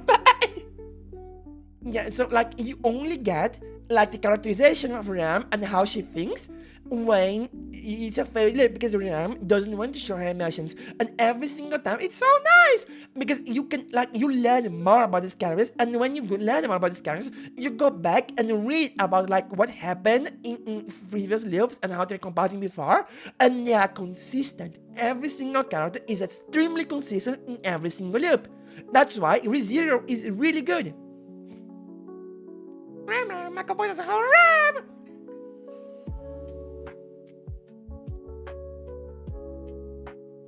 Now, the bad parts. There are a lot of bad parts in the series. One, let's talk about like the things that like the author doesn't actually have control of. The light novel version of the series, it has some like improvements and patience in certain areas, and has some parts that could be better, because they are. But the entirety of like the things that happen in season 4 are better in the light novel, in the web novel, because they are better constructed. The way the season 5 began is better in the light novel than the web novel. But basically, that's where every single one of my presents end. The web novel, as I said before, is extremely brutal. Like, it's extremely descriptive, and every single way that people like go out, it's extremely brutal. If you didn't know, Tapei, who is the author of ReZero, he worked in a butcher shop before, and he used every single thing he learned from that time to make his series as brutal as possible. When things go bad. So every single time you like see a bad death in ReZero, I want you to know that in the web novel, it was extremely like descriptive and like very, very like, holy shit. So it was really cool, because you got that like fear factor. You got like, oh my god, this is actually happening. This is not like this is not like oh no, we're gonna go to hell and die. No, this is, oh my shit, he got cut in half. Oh no. And the thing is, that creates like more tension. It makes every single like time he loses more real, and it makes his emotion feel more real as well. And not every single one of those things, every single one of those got extremely watered down when it came to the light novel, and then the anime actually did this justice sometimes, but yeah, it was really bad. Also, another thing that happens a lot with every single one of the series is that when they get serialized in light novel, the authors cut down a lot of content. Can you believe that when like Subaru was going to save Emilia in the mansion, there was an entire loop that was cut off, and that entire loop gave an extremely important content about Wilhelm as a character and like his characterization, and like it also made like Subaru understanding how to get his powers and how to counter him a lot more content and a lot more ways, and constructed everything a lot better. Like the entirety construction of the scene was better in the web novel, but the pacing was too slow for light novel and anime, so it got completely slashed. And like that's kind of problem that you keep going back and repeating when you go see ReZero. ReZero in the web novels, a lot of things are a lot better constructed, they have more detail and everything, but in the light novel, they are slashed and cut down so it can actually fit in the type of content. Also, that's also, if you are seeing the light novel, you are going to see the translated version from Neia Press. And Neia Press is a singular voice company to this. There is a document that people in the fandom created that shows like every single time Neia Press mistranslated something or just straight up cut out parts of the series. And it's basically necessary for you to go and read the document if you want to read the light novel, because it cuts so much important stuff. And not only that, like one of the most important things that happened on season 4, which was the last girl's speech. Last girl's speech. It was told as if it was from Subaru's perspective, because whoever translated that light novel managed to mess up and switch Subaru for Capella. And that completely kills like the mood for that entire scene as being that, because like, wait, this is not Subaru, this is Capella. And like, that kind of problem just keeps repeating, which is why I hate the light novel. For ReZero, and I just read some specific parts which are considered bad, and I basically read the web novel. And the web novel, I have good news for you. You don't actually need to translate everything, machine translate everything, because basically there is this thing called the witch code. I switch cuts. Wait, what's the name of it completely? I forgot! The witch code translations, and these guys, they hand translate they mostly hand translate. Nowadays they also use like some combination of the two of machine translation to make chapters go out faster. But like every single chapter, early chapter from the series, and even like the media chapters and more seasons once, every single like more important chapter as well is hand translated and handcrafted to show the entire experience to a new viewer, and show every single like all the characterizations that the pen uses, and everything is correctly like shown with good wording for the entirety of the series. For Act 1, 2, 3, 7, everything is just like done, handmade and translated for you to read. And like that is the good thing about ReZero, that the community for ReZero is extremely good on the content. So just reading ReZero, and a lot of like the side content as well is translated, hand translated, and like available for you to read. So the series, and what is not like translating, you can still see a summary, a very detailed summary about what had happened there. So you get like up on the lore. And the thing is, ReZero just has that for everything it does, and which is the reason why I love ReZero, and ReZero is my favorite series, just because of that. And the thing is, ReZero is also one of those series that keeps getting better and better and better, but the beginning is still like good. The beginning was still strong. Like, it legitimately became one of the most famous anime ever because of the beginning of the anime, so the beginning was good as well. And the thing is, you know what's really cool? Tappei has confirmed this, that the most important season of the anime was the events in the beginning of season 1. And you know the events that happened before he got in the mission with Roswell? So that is the singular most important arc for the entire history. And there's so many theories. And also, I need to talk about this. You know that thing about like talking about like secondary plot points that you never see because the parents are like dead or like in a situation that you can actually recover because of the time travel? Tappei also does another thing that's really cool. He does spin-offs, what ifs, that are somewhat canon of the story, like the events that happen there don't happen. Everything that happens inside of that is actually canon. So like you got the scene when you see the museum, you are seeing the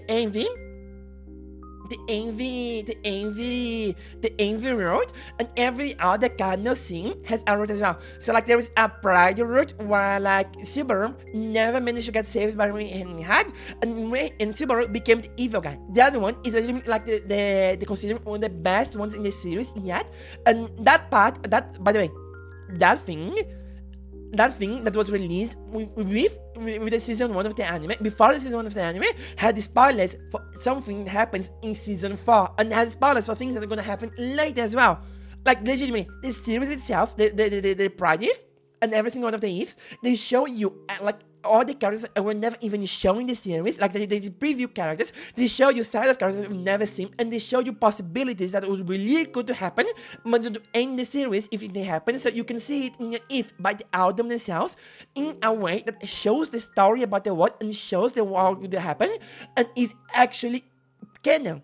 So, like, you get pride, you have gluten, and you see so many like secondary things about the series. It's just so perfect. It's just so perfect. That's why ReZero is the best all the time.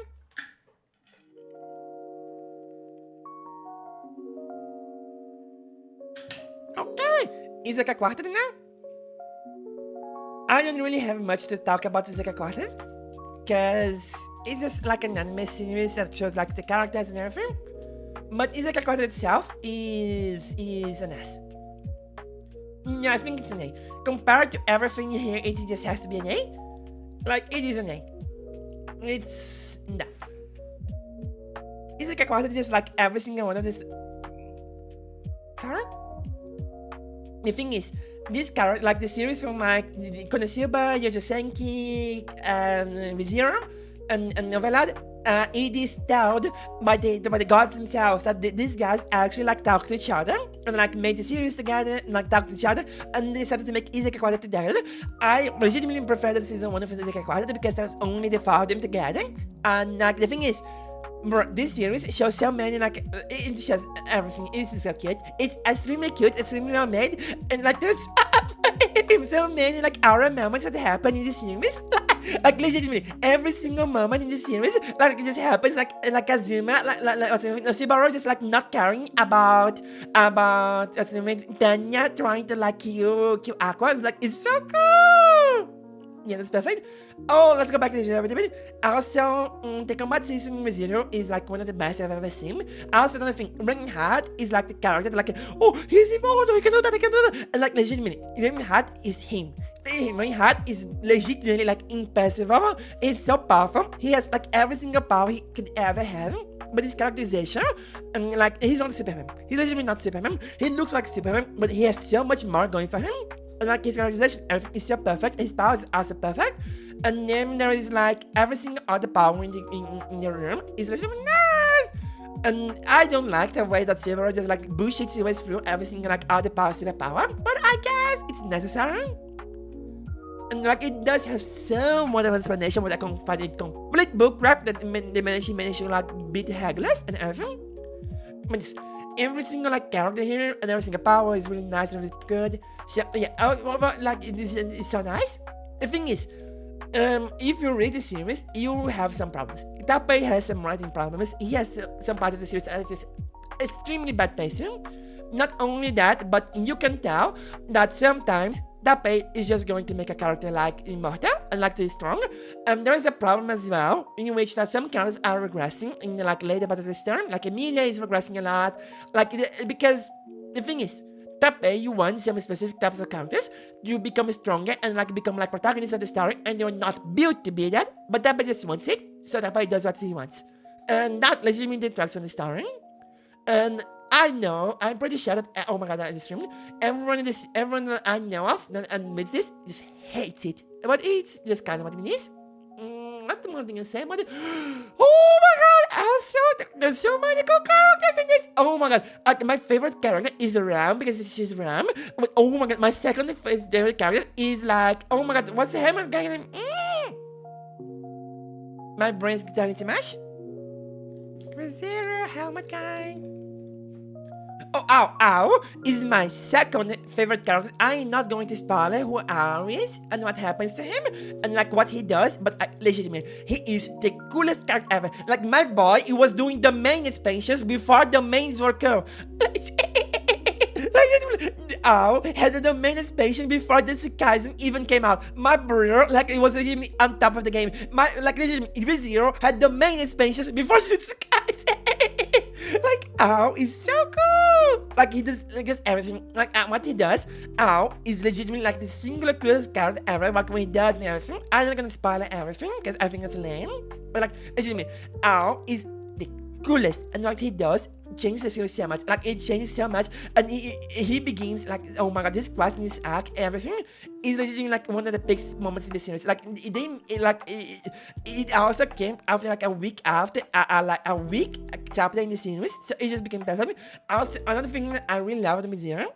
Again, it's a story about someone that was just like Narachi. It's a story about someone that's like just like exactly like himself in the past that came back and is now trying to make the world better, utilizing the foundation that the person that went 400 years ago before him placed for him. It's legitimately so cool. Like every single one of us is nice. And the thing is, because you are in this loop, every single character is like really long-lived. They have special interactions with people that are supposedly in that loop as well. And like every single one of them is so nice. This is fun.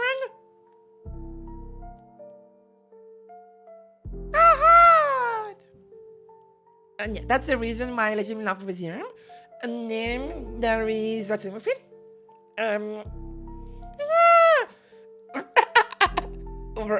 You know what I should have named this thing? this explaining your favorite things. Oh my god! But yeah, with Zero, like the characters are really good. Every single one of them is good. And then like yeah, the second characters are really nice. But Subaru himself is a pest. I don't like him. I legitimately don't like him. I only see Silver as a plot point, as a necessary plot point. But if I could like get a different character as a necessary plot point, I would. I legitimately would in a heartbeat. I hate him. Well, all the series. Let's go for Demon Paris. No, this one. Yojo Senki. Yojo Senki is it's an A for me. It's like the best of the A. I am also, by the way, I am actually making this a tier list. So yeah, this is my ST. Like Zero, Konosuba, Velan, Game of Life, and then Yojo Senki, Damachi, Kamen God, Game Slayer, Quartet.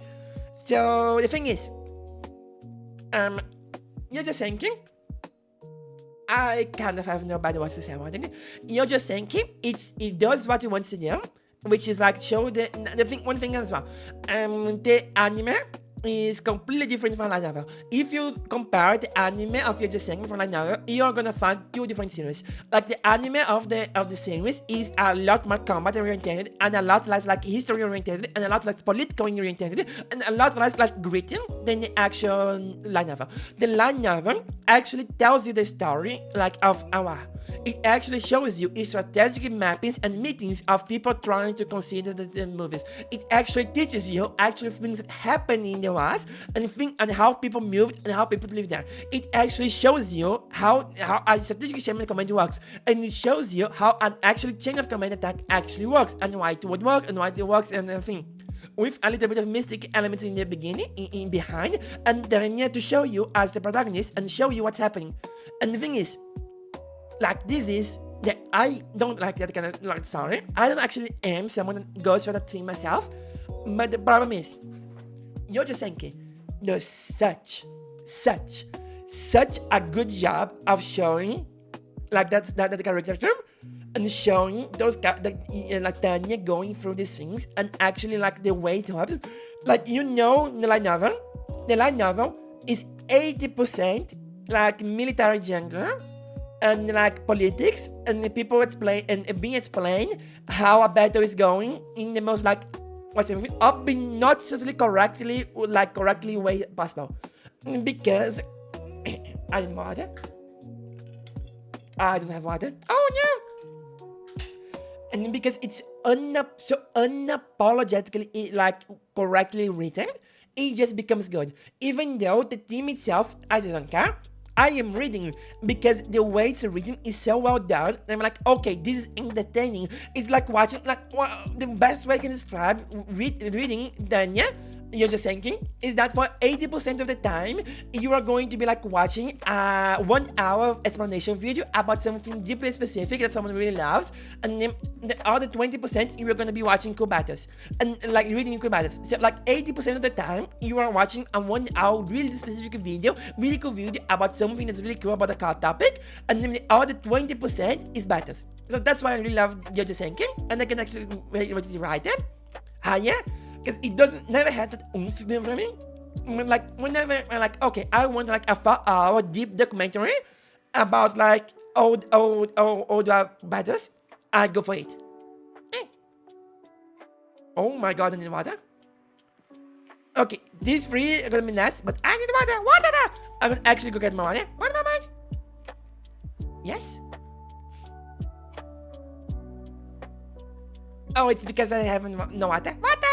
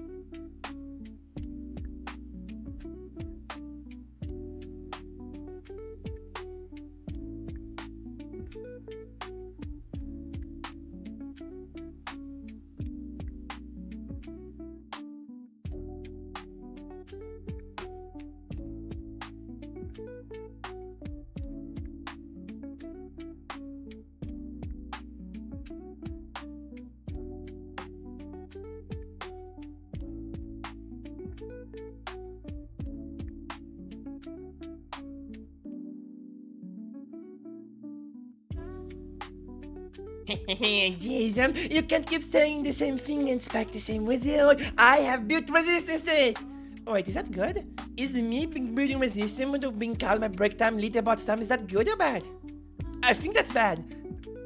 Jason! I think I don't want. I think I don't want to get used to it. Yeah, I don't think I actually want to get used to it. Oh no! What am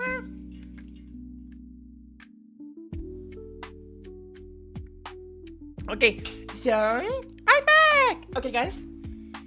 Just yeah. Oh. Clip that. So, guys, okay, this series is even more artistic than before. Okay, like if you're just thinking was like, oh, it's talking about like the very specific thing, and it's basically like watching a very like deep documentary about something interesting in reading form.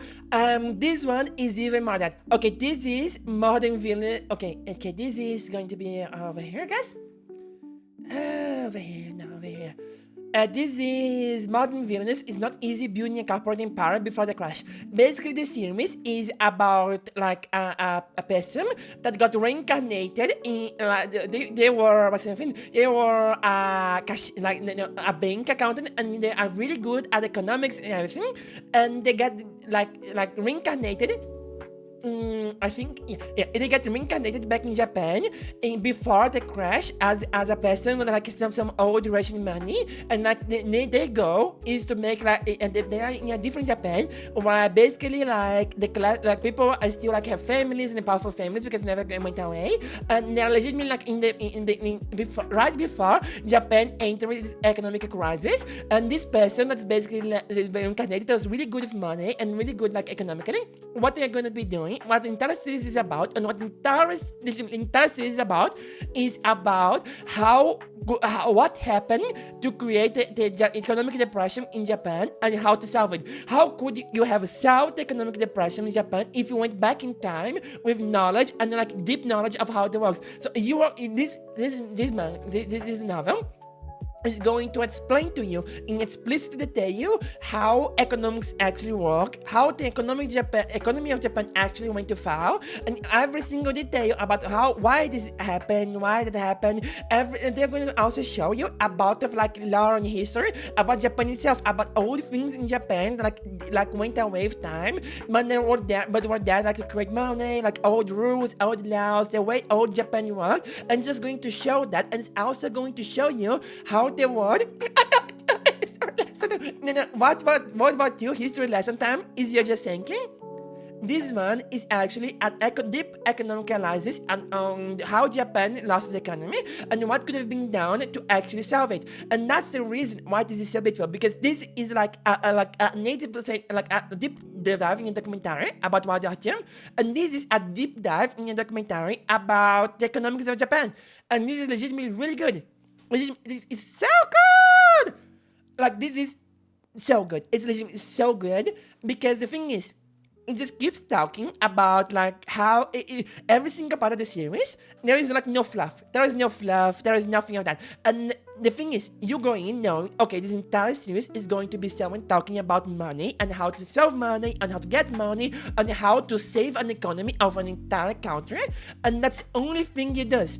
And you go in for that, and it has a little bit of drama, a little bit of like interpersonal things and for characters and the friends and that kind of stuff. But it always go back to the money. And it's just learning about like how the economics work and how the actual works runs, basically in time. And it also, you know what it does? It doesn't only show the economics of Japan. So if you you say I'm good with money, I say I'm actually the worst of it. I know how the economy of Japan works, okay? I know how to save the economy of Japan in 1985. That's that's about as much as I know. But yeah, there's Britannia at C and the 0 all the way to D. Oh, that's actually fair. Good call. Good call, Alexander. Yippee! They're not joking. Yeah, Tanya's here because basically I'm not talking about like the anime of the thingy. I'm talking about like the light novel, which is very different. And yeah, the thing is, this is a deep documentary. What do you think Michelle can say? I haven't read it. I have a friend of mine that said, bro, it's so good, you have to read it. But I guarantee you, if I read Michelle can say, I'm probably going to place it B, because like I know of the some parts that happens, but I'm just like, I'm just going to die. And Fiaren basically has two problems with me. Fiaren, don't read that? Yes, I don't feel like reading Michelle can say either. Gaba? No, yeah, you're correct in saying that the series is Gaba. It was like a B series at best when it was like talking about the badges, and then when it started being like, oh my, you guys don't know this. But okay, watch this. When everyone that actually talks good about Insura, when the anime starts adapting about like the trains, everyone's going to hate it, okay? Like I think that the guy that writes the serum, he has a thing for trains, and the thing is, he made a lot of the series about trains after some point, and it was so boring. So, yeah, I'm sure gonna say I don't know what you are very correct in that. The only good thing about series was like the battles in the beginning. Outside, and it's like, but Friarum has two problems for me. One, I think that I have that's problematic for me is that I have a lot of problems facing in anime, because basically I need to do things at my own pace for me to be able to enjoy them. Like reading, I usually I'll always read my series because I can actually read at my own pace, which I go really quickly at some points, then I go really slow and then go really quickly, and anime doesn't allow me to do that. And I know Friarum is more of a slow show, and I already like get bored very easily. I get bored playing Counter-Strike, I get bored playing League of Legends because I just can't focus. And the thing is, if I go watch Friarum in anime form, I'm just not going to enjoy it, and there is no point in watching Friarum in the manga, and it's not like I prefer not even like mangas that much. I prefer like novels, so there is no really real point for me to actually watch Friarum, because one's going to be too slow for me in anime, and then in the manga it's not going to be worth it, you know?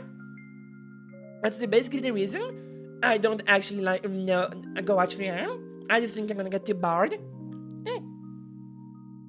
But yes, this is legitimately just like an explanation on how deep economics work, and basically, I like going to those YouTube videos, like 1 to 2 hours, like long, and I can I can just go and see a new topic and learn about something. I really love watching those YouTube videos. So these two series really speak to me from my heart because it's just like that.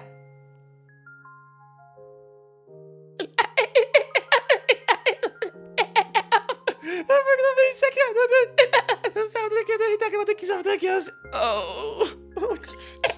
You know, my friend that told me to read music, they say, never told me about that. He only tells me about the cool things he knows I would like, which is like the story, the overarching things, the powers, how to explain, and name some the baddest, but he never tells me any of that. I'm gonna be some Limbus low and middle row.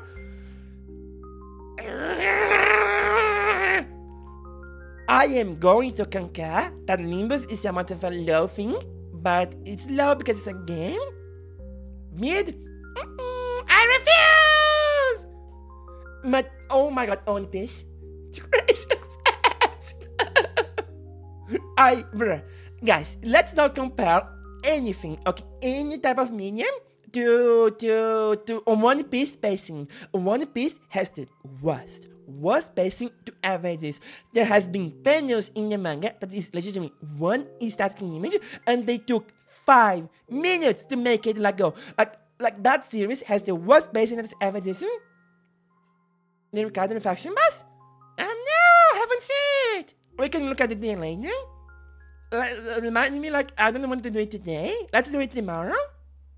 I wanted to look at tomorrow, maybe. But yeah, every single piece of One Piece content I've ever seen is so bad. The same thing for Naruto. Naruto has the flashbacks and pacing problems. I'll never, and I mean never, actually watch One Piece or no Naruto because the pacing problems. And I'm a person, and as I said before, gets extremely bored, extremely easy, which means that I have a lot of problem watching animes, and I don't really watch a lot of animes because I get so bored. Is that the right meaning?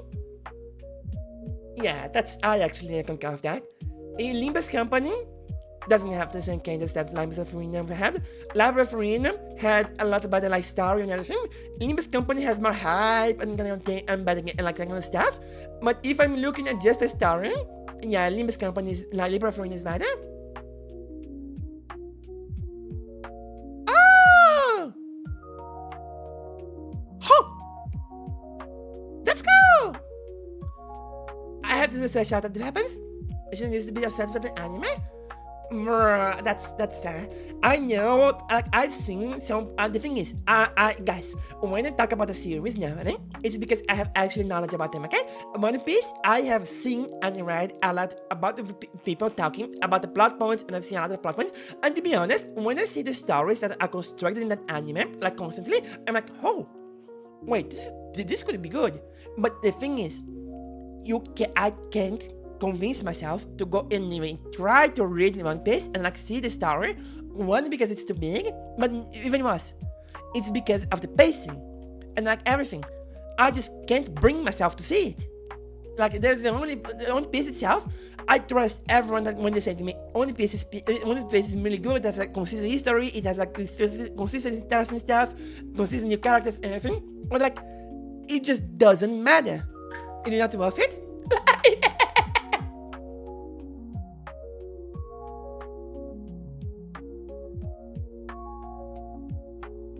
I can see why it wouldn't be. I legitimately can see why it wouldn't be. Okay, I was thinking about something and then I forgot it. Oh my god, my brain. My brain! Okay, someone said about something. The vanity. If Luffy didn't destroy the palace. No, but that doesn't work. Luffy destroying the compass is the only correct choice, by the way. Luffy would never in his character actually use a compass, because as his father said, right, the thing is not about the end, it's about the journey. So it makes sense that he would destroy it. Yeah, I talked about Frieren, I talked about One Piece, Naruto, I read like his language, I'll never read. Serious, if your anime is like gigantic, and the only way you can recommend people to watch it is to watch like a separate type of like separate, it's like what's the name? Watch it in a way that cuts the content because it's too boring to watch. I just don't want to be action. Cannot. Okay, let me be honest over here. I may look like I know a lot of anime and stuff, but the problem is, I only read stuff, and I don't know Clannad, because I wasn't like around the anime sphere when Clannad was popular. And like, again, I don't see much point in reading Clannad, and I would like just like sit anime, and I would just get bored. I have never really like actually seen Clannad or anything. So yeah, light novel enthusiast, yes. I am a light novel and novel enthusiast. I like reading. I like books. I like books! I'm the geek! Yeah, I really just love reading so much more. Okay, now I'm going to show you. I'm going to get the two series that actually is like, what's the name? Like, that I only like. One of these, I only like it because of my thesis. I have a thesis with a series. I have no explanation why I like it. Like, legitimately, I look at it and I'm like, oh, this is kind of bad. But I legitimately love it so much, I just cannot stop watching it. So, first one, it's going to be, you guys might know this. Like, so he's gonna show up somewhere, right? Yes, there is no way. At that point, the author of One Piece, like, what he has to do is, like, do a workout. He just has to, like, do an anime, and then he has to disappear from the planet. He needs to go to the Japanese government. Guys, I did One Piece. I just did the ending. Please take me in. The One Piece is here! It's getting more. Like, at that point, I am not gonna be mad if the ending of One Piece is like the One Piece was a journey our longest and stuff like that. So his fans are mad. Yeah, he's okay, now a series that I only the story started from the grave side. A series I really like it because it was my team just talking to me. Zatsudan, Zatsudan goes to Nas immediately. To be honest, I have only like seen the anime of this, and the thing is, I have seen the anime of the series multiple times. I have like legitimately rewatched this 6 times at minimum, and I keep rewatching and come back to it because I legitimately love Zatsudan. I don't care that the animation is janky, I don't care the lore is like a thing. Every single other series in here, I have given you a compelling argument why I like it. I have told you what the problems are inside of it, and I've told you why the hell I actually like it and my point of view. I have nothing to say about the series. I just love it. I am gonna look at you in the eyes and say, I like this, freak you. I have nothing to say why I like the series in particular. Everything else, I have a constructed argument. This one, I just love it. If you've never seen Zatsudan before, and then I ask myself like, what the hell is she talking about? This is the animation quality you can expect from Zatsudan. You got it?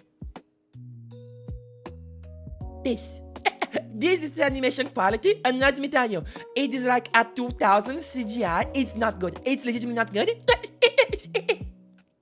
Sakamoto Days. I remember that name and I haven't seen it. What is the mice? Is he waiting for his demise? Sakamoto Days. Oh, I've seen Sakamoto Days. I found it boring. Kajima loves this one. Kajima's one of mine. Shit!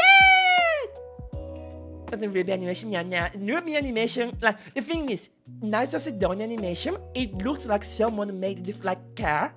Actually, someone went through with care and love and tried to do their best with technology at the time. But Ruby, nah. Let's be honest here, Ruby is a money grab. Ruby is a complete money grab. Is what I didn't like the DM. Yes, it's really cool. Like, it's really nice. It's legitimately nice. It's the only manga and anime I've ever read and like seen, because I am not a really big fan of mangas and everything. And I prefer when things are more concise and I explain them. But to me, when someone just says, oh, look, there is a manga that's like runs my freaking magic science, and I'm like, I sleep. But when it's like, oh, look at this little thing that I can do with my magic. Oh, I awake. And like, that is a thing in Jamaica swimming. I've never seen that in difference, and I'll never seen that in difference as well. I actually avoid most popular series and animes like a plague. I legitimately run it from like a plague, like a star. Oh, that sounds so. No, I have to read. No, I was not. As I said, I'm in the gym, but I'm digging in back. I'm a bit biased. I see. Oh, I was not, guys. I was not around I was not around the internet when this thing. No, I'm not a fake weeb. I was not around the internet when this fix came out, okay? I don't have no. The only time I would have to actually read these things was like in 2020. I didn't have access to it. Okay, what's the name of it? Oh my god! You know the one where like is like a comment like this, and the comment is like a blue-haired girl and a brown-haired girl, and there's the scientist that has like the scientist as well. What's the name of it? And like there's the meme of like getting her hand beat by the dog and going, oh, ah! And like a beam going out of her mouth. Oh my god! What's the name of that? That one I actually read. I actually like seen the anime funny, and it's so nice. That one's an A for me. But I legitimately just don't like really Macas. Shh. I was. What's the name of it? Oh, this is a perfect time for me to talk about this genre. And Shimonetta, like High School This is Dead, High School of the Dead. I was recommending this to like watch when I like was younger and it was like popular. And I watched some episodes of them, and I hated every single one of them. Every single one of these things are like the reasons I don't actually go for like popular fairy stuff. Shimonetta was actually like watchable, but like everything else was. Yeah, every single of them. High-rise invasion? What a time. No, I have never seen this.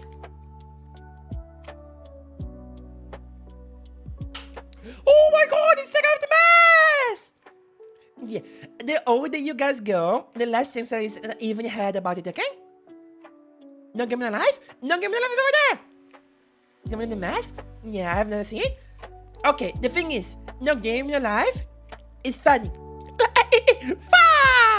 Bro, No Game No Life, I'm telling you. The reason why I love No Game No Life is because every single chapter that in the novel, I don't get at it because it's freaking text.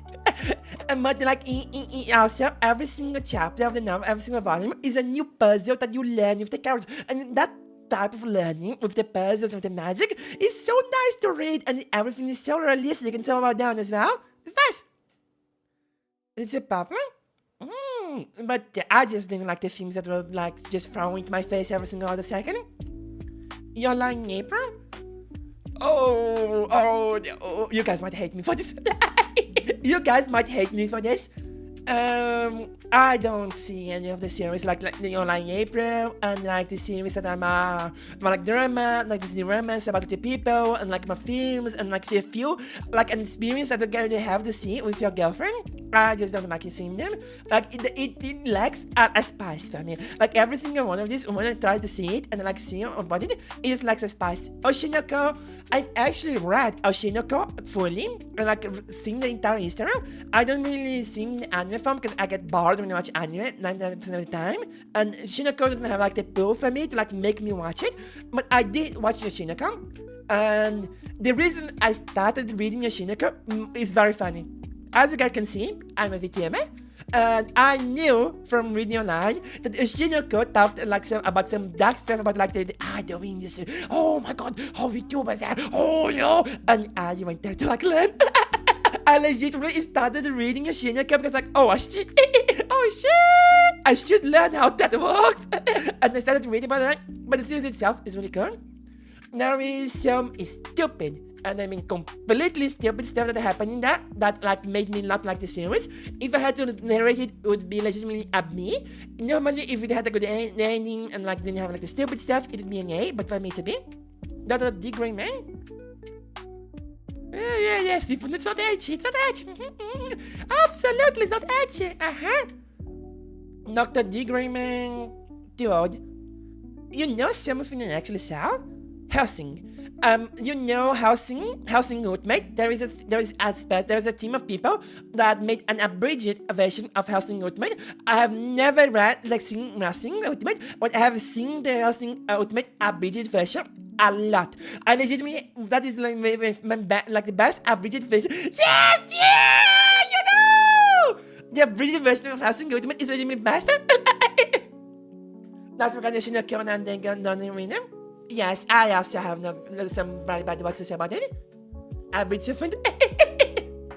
Like, it's just not worth it. Like, legitimately, Oshinoko is the kind of series that you go to someone, you tell, okay, the Overlord, yes, oh my god, let's talk about it. Okay, the Overlord version is like somewhat funny. The Sao version is also the only time I've seen like the season 1 of Sao. As I said, the only part of Sao that I found like somewhat interesting for me to see is the one where they have the guns. Everything else for me is but like the Sao abridged version of season 1 was so funny. Like, it was so nice, that abridged version, and also like the Housing Ultimate was really nice, and Overlord was like middling for me. I didn't really like it, and Goblin Slayer was middling.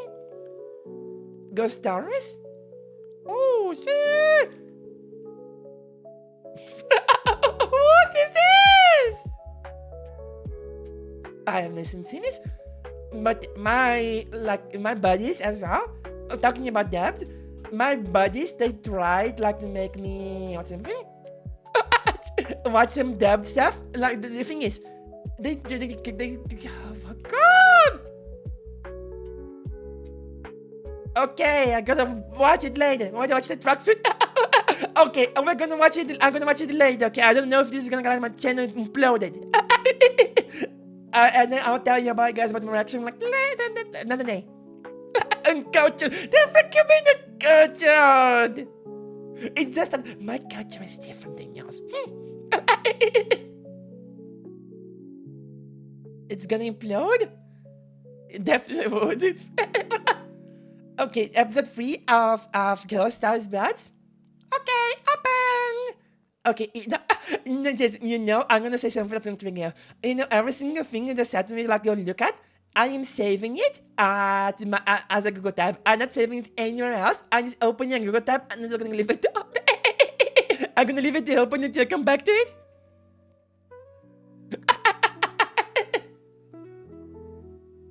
Okay. Oh no! Level! Hey, Peko! Okay, guns. What can I place Gans? Gans is below me. It's below Gans here. Okay, this is another one. This is the film version of Gans. Gans Zero is like one of the films that I have like rewatched them more about anime. And like legitimately so nice! I have seen this so much. Reverse version, no. It's just me using my powers. I have learned. You have teach me well. But now I am the master. Papa Tanmanan? I haven't seen the Door or like the one where the guy's a gun for his head. I just looked at him like, hey, power. Or the one that's solely focused on aliens and someone's bowels. I have not seen that one. Yeah, the one of the lizard. I haven't seen that one. Yep.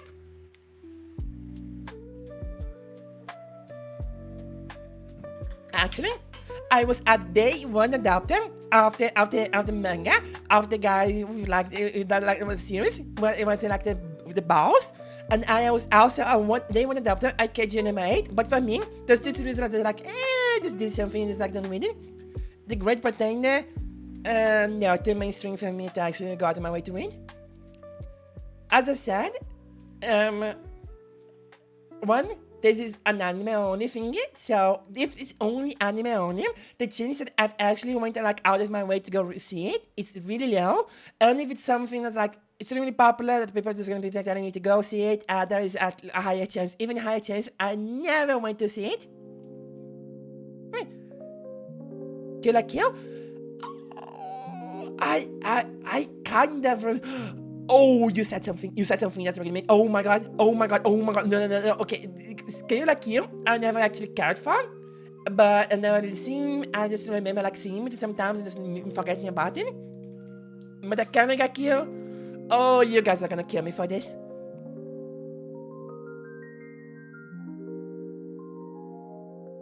Okay, Like, before you judge me, listen me out, okay? Before you judge me, please listen me out. Okay. The first anime I watched is that go. You can't freak off! Yes? What is it, Chase? I'm searching Herooo thingy before I started like going on my rant about the coming kill. Oh, this one! No, I haven't seen it. No! Gosh! Don't do the body. Oh my god! The body thing is actually killing me. Okay, I have some for the show. I have some even better for the point thing, bro. Yeah, every single other Neia before me, they started talking too much and like stopped. Every single Neia before me, they just forgot to breathe. Okay, I have this one. This is Jason right now. This is him. Just doing this to me.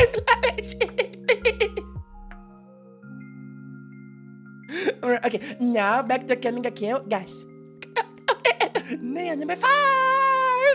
Akame ga Kill. Okay, listen. Akame ga Kill is also like one of the first things I've ever seen, like an anime. So it has a special place in my heart. This one, just like this one over here, it's just because I really like it.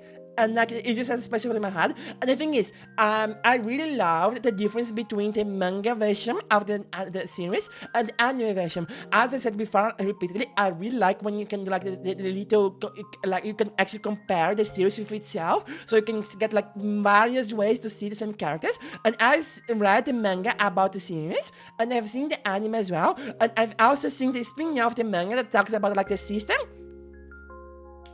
Yes. It does in the anime. Yeah, it's legitimately so worse. Like the anime version of the series is so much worse than the manga, which is the reason why I like love it. Because I think it's just boring. That's fair. Like this series is actually like it doesn't have any drive behind it. As I said, this one is just like because of this special place in my heart. But I concur if you pause or come. Yep, yes. And then one of the main things I look in the series is skill powers as well. Like yeah, the thing is, it just. The thing is, this was like in the beginning of my like watching anime career and everything, and because it just stood out for me a little bit because of the brutality of the ways there was difference. Yeah, nostalgia is definitely key in this fucker. This one, nostalgia is definitely key. And different things, it just like talked to me in not the thing I talked before, and just made me really love the series itself, even though I know it's like Gabo and everything. But yeah, it's just really cool. So that's why I can make a kill, because it's not better than any of these ones, to be honest. I refuse to believe that it's better than this. Dragon Maid, boring. Dragon Maid Kobayashi is just boring to me. Like legit, it was just gonna be like some edgy sometimes of the times, and then like some funny moments. Oh, Nishijou! I remember! I'd rather just go read Nishijou, to be honest. Like, see Nishijou? Nishijou is the only one of the genre, like, funny stuff, like, there's nothing much happening. I've actually, like, went through and seen it for the entirety. And the only reason I really went to watch Nishijou is that once upon a time, I was, like, in an extremely boring travel, and I didn't really have anything to do, so I just went and opened the notebook, and I watched every single bit of Nishijou. Like, it's legitimately, like, so good.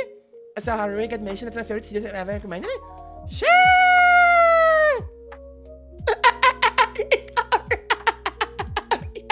Oh my god! Oh, he's freaking... Oh, yeah. That kind of stuff... Yeah, that kind of stuff actually happens.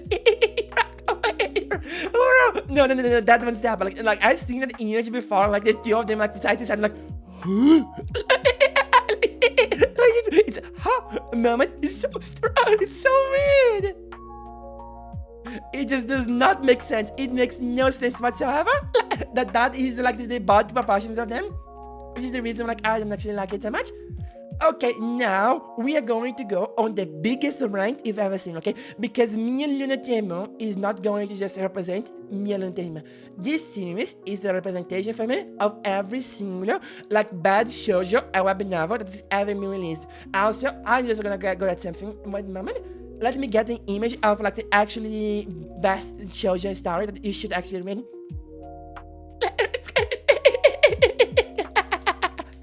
You have not seen it. You have seen but a fraction of my power. Wait for me to start talking about wait for me to get in the mood to talk about what's the finish Star Wars. I'm scared. I'm so me, please. I'm scared. Okay, villains that are destined to die is straight S. Not better than Konosuba because Konosuba. Oh my god, is it better than Konosuba? No, I need this. This too. No, it's like this. It's like this. What the time?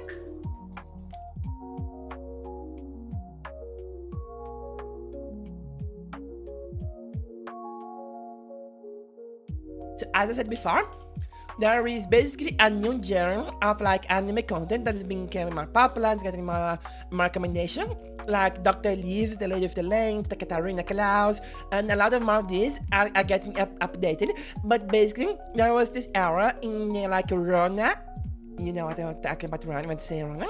The Rona thingy started happening where everyone's at home and a lot of people that like didn't have anything to do, they started translating in mass web novel series about baddie shoujo like reincarnation series where the protagonist was reincarnated as a princess or as a villainess in the game, and they like and that kind of series. And the thing is, this entire genre just became like so popular overnight in the web novel space when the Rona hit, because a lot, and I mean a lot of translators came from that era, and like even nowadays we don't have translators as big and as good as them. They are legitimately just became so popular because of this era, and this entire genre just popped up, and now we have legitimate like novels, we have animes, we have everything.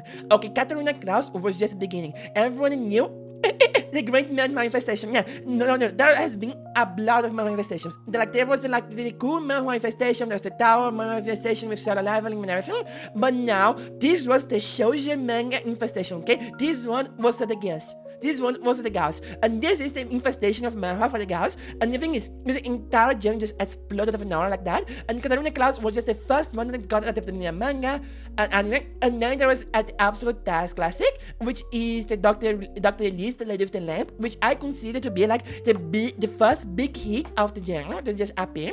And name like this a lot of other biggest ways, like the Mother's Contract Manager, tell us so many of them. I can actually name out of my head a lot of them, and even if I can't name the name, I can give you a description, and it's legitimately you're gonna be able to find it if you know what you're talking about, because I have read about every single one of them. I have in my cell phone more than like 200 tabs of just me.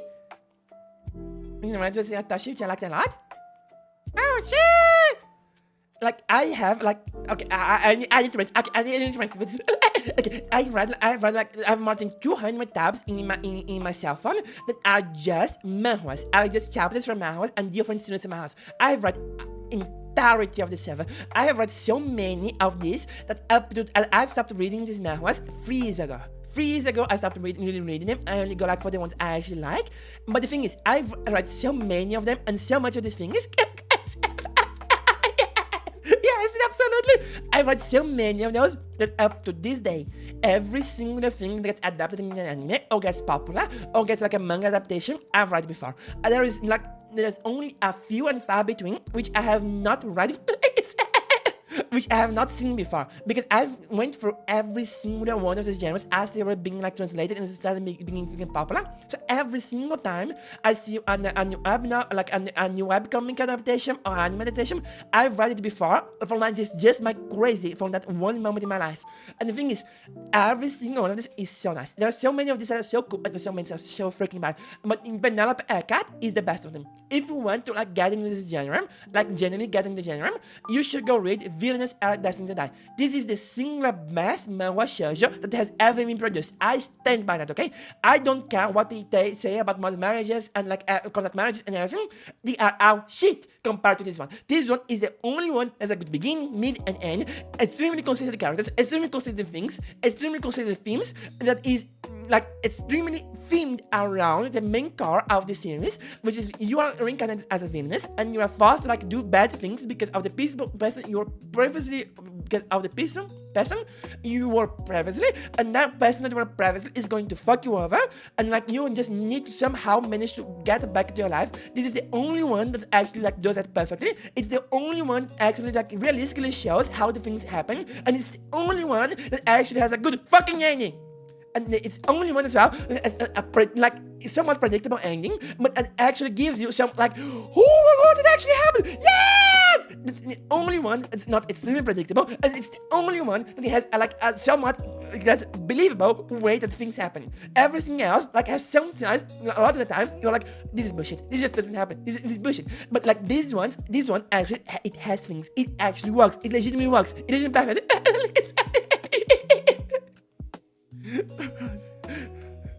I hate you all. I am Freddy, and you guys are calling me a lizard. But yes, that is legitimately the best thing ever. Legitimately the best one ever. If I need to recommend this series to someone, I recommend this one. If they want like something that's good, I recommend this one. Like you don't get the story. But good. Yes, you know what you can do? You can read this. No! I'm a red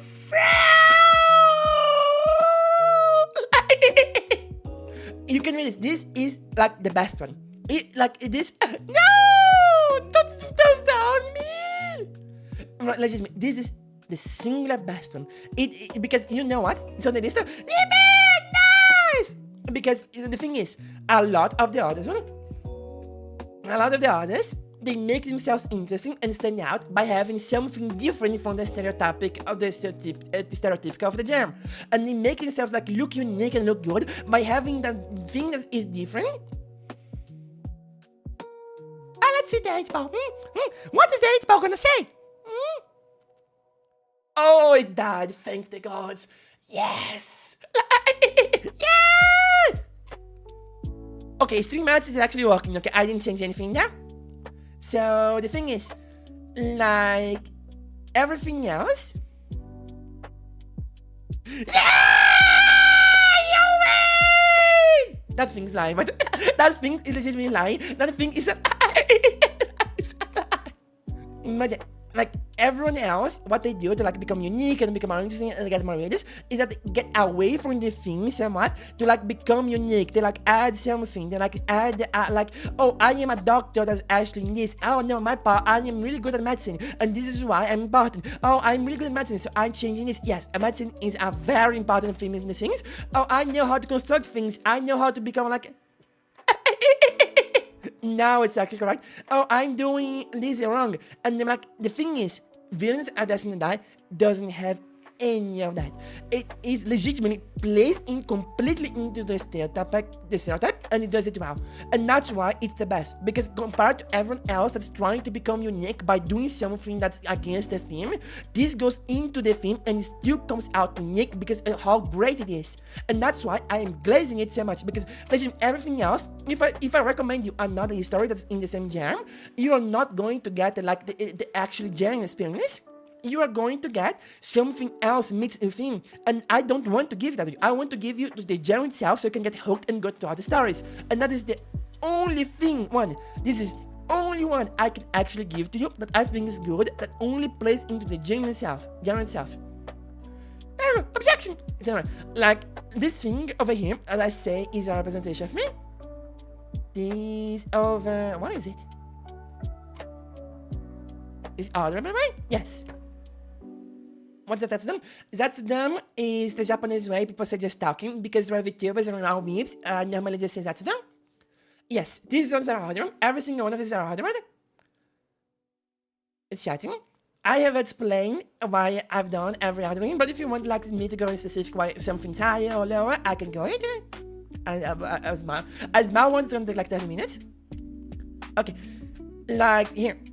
this thingy that I called it myself, it comes from Mahara. It comes, I think, I'm being raised by villains.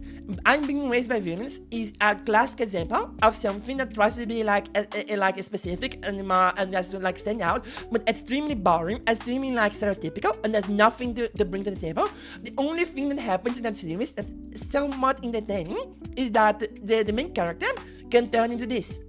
And that's the only thing that happens. Excuse me. It only has that going for it. So that's why I legitimately consider this bad. The rest of the God's family?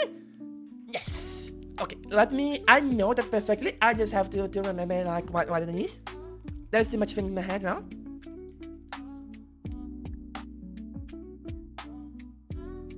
Oh, this. No, I haven't read this. This is not a shoujo manhwa.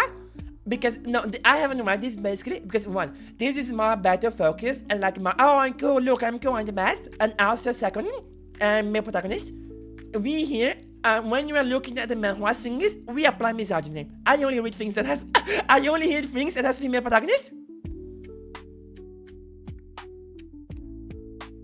No, what was that?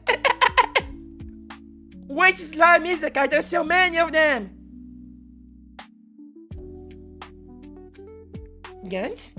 Yeah, guns. Yeah, I don't remember much of the Guns manga.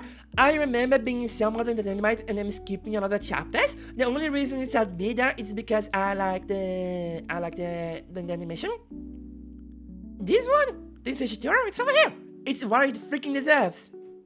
Welcome.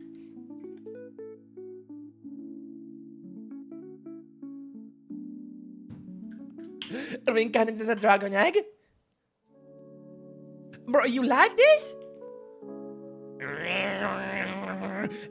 Listen, but the thing is, I also concur that the beginning of the Seshitara is kind of nice, it's kind of strong, but there's a problem. It's B to sitting in there's a problem? And there's a problem in helping his friend to fight mentally? Yeah, that's fair. I took some time. No, but to be honest, I'm probably just writing 2 days as well, but the thing is, I actually, things, guys, do you know Overlord's novels? Overlord's novels has like 600 pages each one, of 600 500 pages. I read 2 volumes of Overlord in a day when I was actually like reading everything and I actually wanted to read. I would actually go out of my way to read like 1.5 to 2 volumes of Overlord per day. That is how much I read Yannick. The problem with slime is the following. The slime in the beginning is actually good, but the thing is, slime is one of the series that gets worse as it gets like Barak, I saw. Must it fall flat? Yes, I concur with that. Every single isekai, they got a really good idea in the beginning because they need that to become like, the thing is, every single isekai actually gets an animation. We have to remember that they get an animation because the beginning is really strong. Because the thing is, this genre is so like, there's so much thing about it that only things that get animations are the ones that can hook you in the beginning. So every single isekai, you are probably good to see the first season because it's going to be a new interesting stake on the genre in one way or another. And it's going to be like interesting elements that's going to hook you in, but every single one of them, like they mostly fail at actually getting better. And the thing is, this is Shitara. I have read, as I said, I read novels, and I have read up to like the middle to the end of this Shitara, and they are so bad. It gets so bad. Okay, have Sugar Life. Let me see what that is. Okay, also Symphony, you know Reincarnated as a Dragon Hatchling? I have actually read this. I read this when it came out in web novel. I have actually seen this in the manga, in the web novel. I saw the manga after I read the web novel, like, wait, I know this, and it's absolutely bad. I'm telling you, I know every single one of this. I just know them. So, happy Sugar Life? Have not seen this. Looks interesting. I'm gonna look into it later. Oh my god, study Yuri! Oh! Shit! General? Nice! But even better? But this guy just make them super power? Yes. Just because of the power system. Yes, they really did that.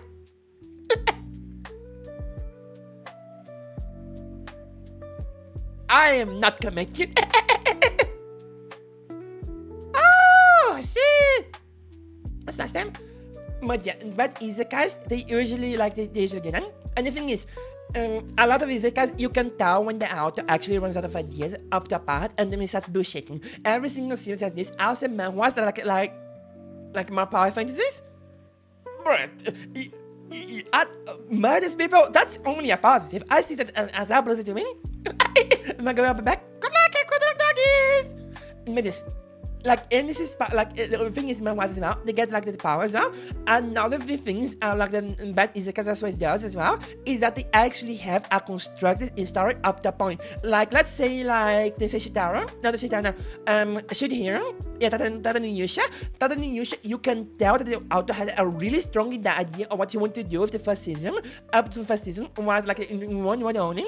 But the moment that they go to different words, the series completely destroys itself.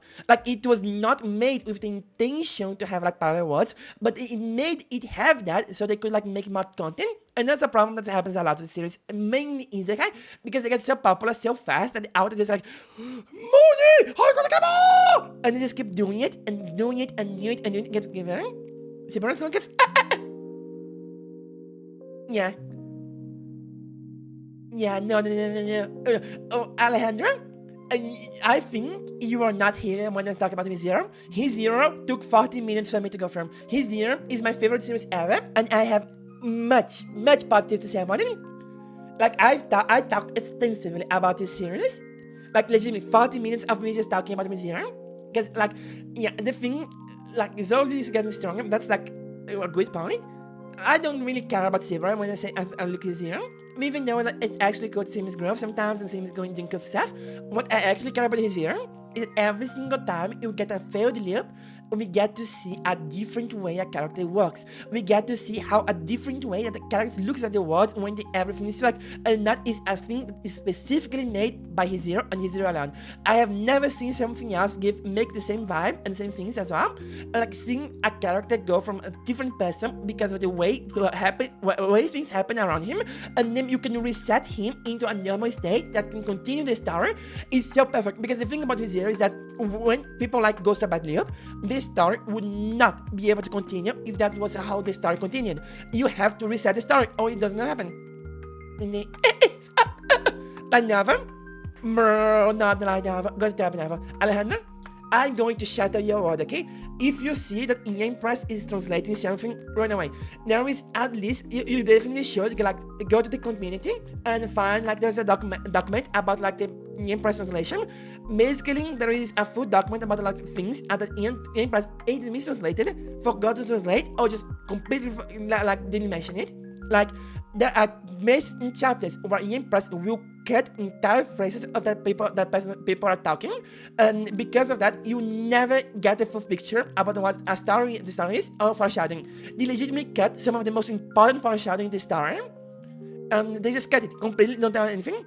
Also, mistranslations, bad translations, everything. I'll definitely go to that document and I would switch to web novel. I am a firm believer that the web novel for ReZero is better than light novel. It also has more chapters. It comes out faster with what's actually happening in the series. You can read Japanese! Oh no, you're going to them. No. Forget everything I said. You are the goat. You are the best one. No. Just forget me. No, I said shit. I'm just bullshitting for me. No. You are the strongest. No. You have the best. Just don't go to your personal shit ever.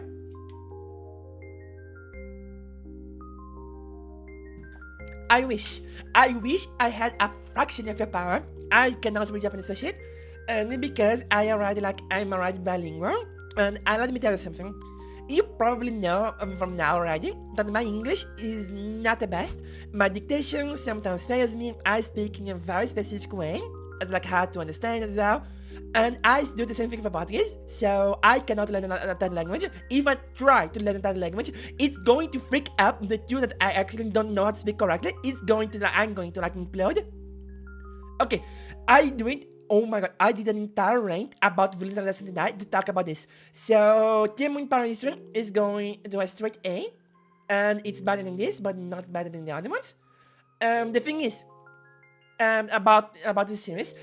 Team Moon Power history is basically the following. It's just a very basic, a very standard like story about like about someone that goes back in time to redo her mistakes. But the thing is, the cool thing about the series is that the protagonist of the series, Mia Luna Moon, she's an idiot.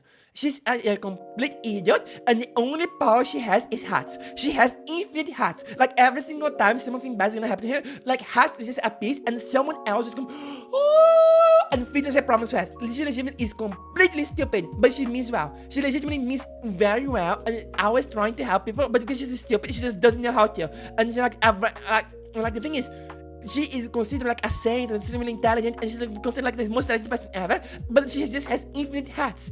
And the thing is, the series is very basic. One of the main things that happen in the series, for you to have an idea, is cooking and food. So you know that this series isn't gonna have like some major plot point or something behind it. I mean, it's really cool to just read it, and it's like, you know, when you want to like read something like in the background, just like read it through and not actually care for it too much. This is the perfect series. Actually, perfect series for you to just go to, just have a good time if you like children. So that's why it's an A. Nothing, I don't have anything else to say about it. Give this how to learn and I'm recommend for like have a good chunk of time to grind for it. Oh, how interesting! The only thing I actually don't have. Damn! Mirai Nikki? Mirai Nikki is in a funny situation to me. Mirai Nikki is the first anime I've ever actually. My first anime ever was Mirai Nikki. But the problem is, I have not seen that anime ever. Like that was my first anime ever. I saw it and then I never saw it again. I'm going to place it in here as well. But yeah, that's ready for me. This is another one which I have like no basis whatsoever. The thing is, since it was the first anime I've ever seen in my life, and like it hooked me in the themes, and I have never seen it again. Oh no, it's going to C. I'm just learning some stuff. And it's going to be like a C.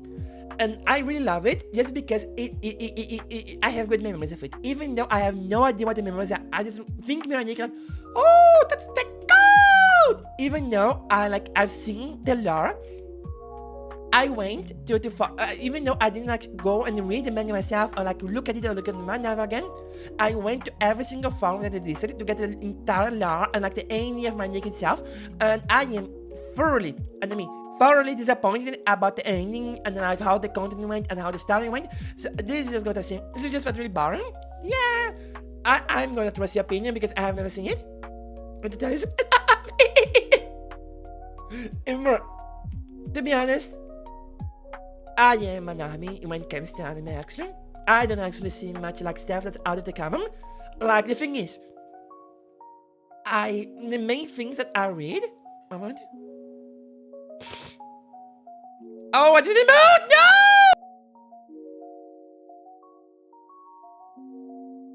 Okay, I'm sorry about it. Sorry. The thing is, the one like for me to actually go to anime and like be anime.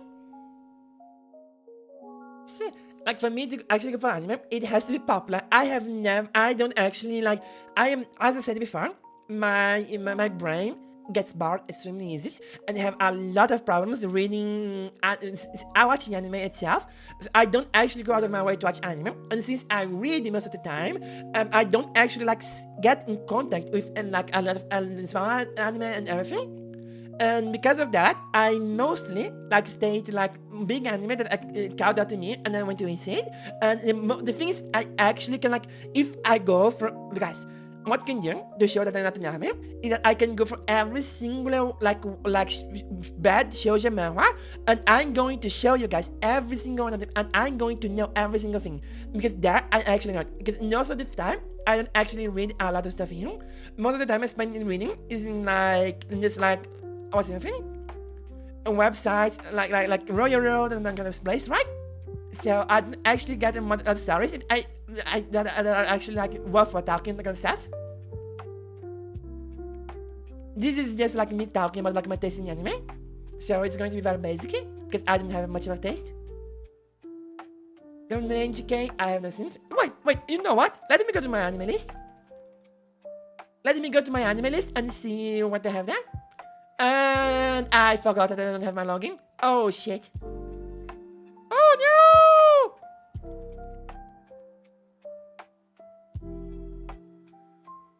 Okay, I'm trying. Okay, guys. Little problem from Neia. I every time I'm doing something in the background that requires my passwords, I stop talking because I know that if I'm talking, I'm going to talk my password out loud. I have absolute certainty that I'm gonna do it.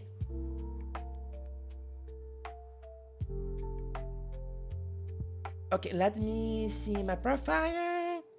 Okay. Oh my god, there is so absolute demonic things that I've seen here. Oh my god. Okay, I have 59 completed anime that I placed in here.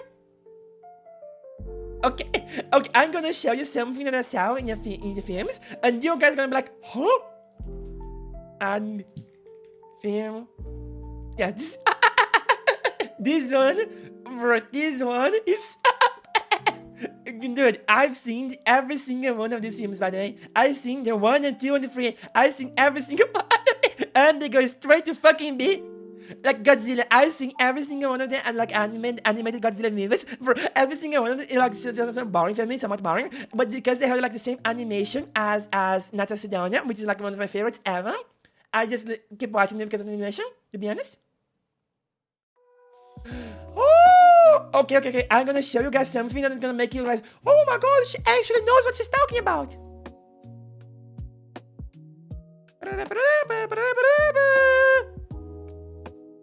Okay, at series that I actually went through completely in the manga, and then I really liked Akagi. Akagi goes straight to nasty over here. The thing is, I only really went to watch Akagi because it became like really popular between VTubers to like play Mahong. So I was like, oh, Mahong series, and I went there to actually learn some things. So yeah, Akagi itself was such a good series, to be honest. Like, I don't really have something specific I want to say about Akagi like I have about everything else. It's just like, it was good beginning, middle, end. So Akagi is definitely like one of my favorites. It's definitely that. Okay, now let's go to my anime list to start to see anything else. But why do I see what I placed in here? What? Our manga stats? Our anime stats here? Oh, here! Bro, yeah, the most obscure thing I've ever seen, which has a note of 6.98 in my anime list, is this Modern Day Villains, by the way. Legitimately, everyone hates it, but I know it. Okay. Bro, it doesn't show every single one of them. Bro!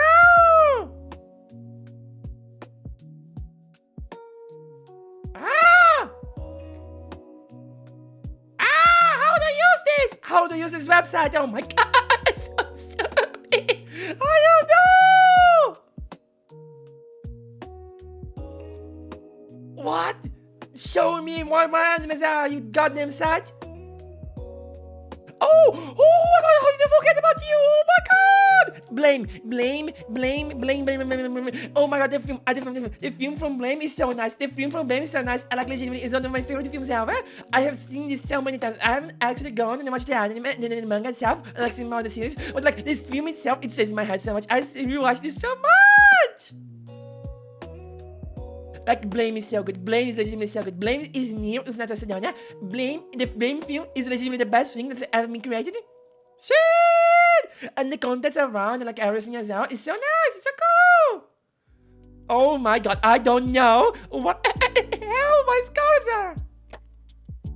Bro, show me everything. It doesn't... Bro, I hate this is my one list. This is watching the same animation studio, right? Yes, exactly the same animation studio. You can tell that I love this art style just because every single thing that's the animation studio, I just watch it. I just watch it repeatedly on one go. No, guys. I have a problem. I am getting gapped by my anime list like features. I don't know how to open my own recommendations. How do I see what I liked? What the frick is this website? Why so bad? What? I'm going to explode this. There's nothing there. Oh no. How? Okay, fun story, but I am completely incapable of like navigating websites. You are seeing like in live, and it's not showing right now, but I am like panic. I don't know what to do.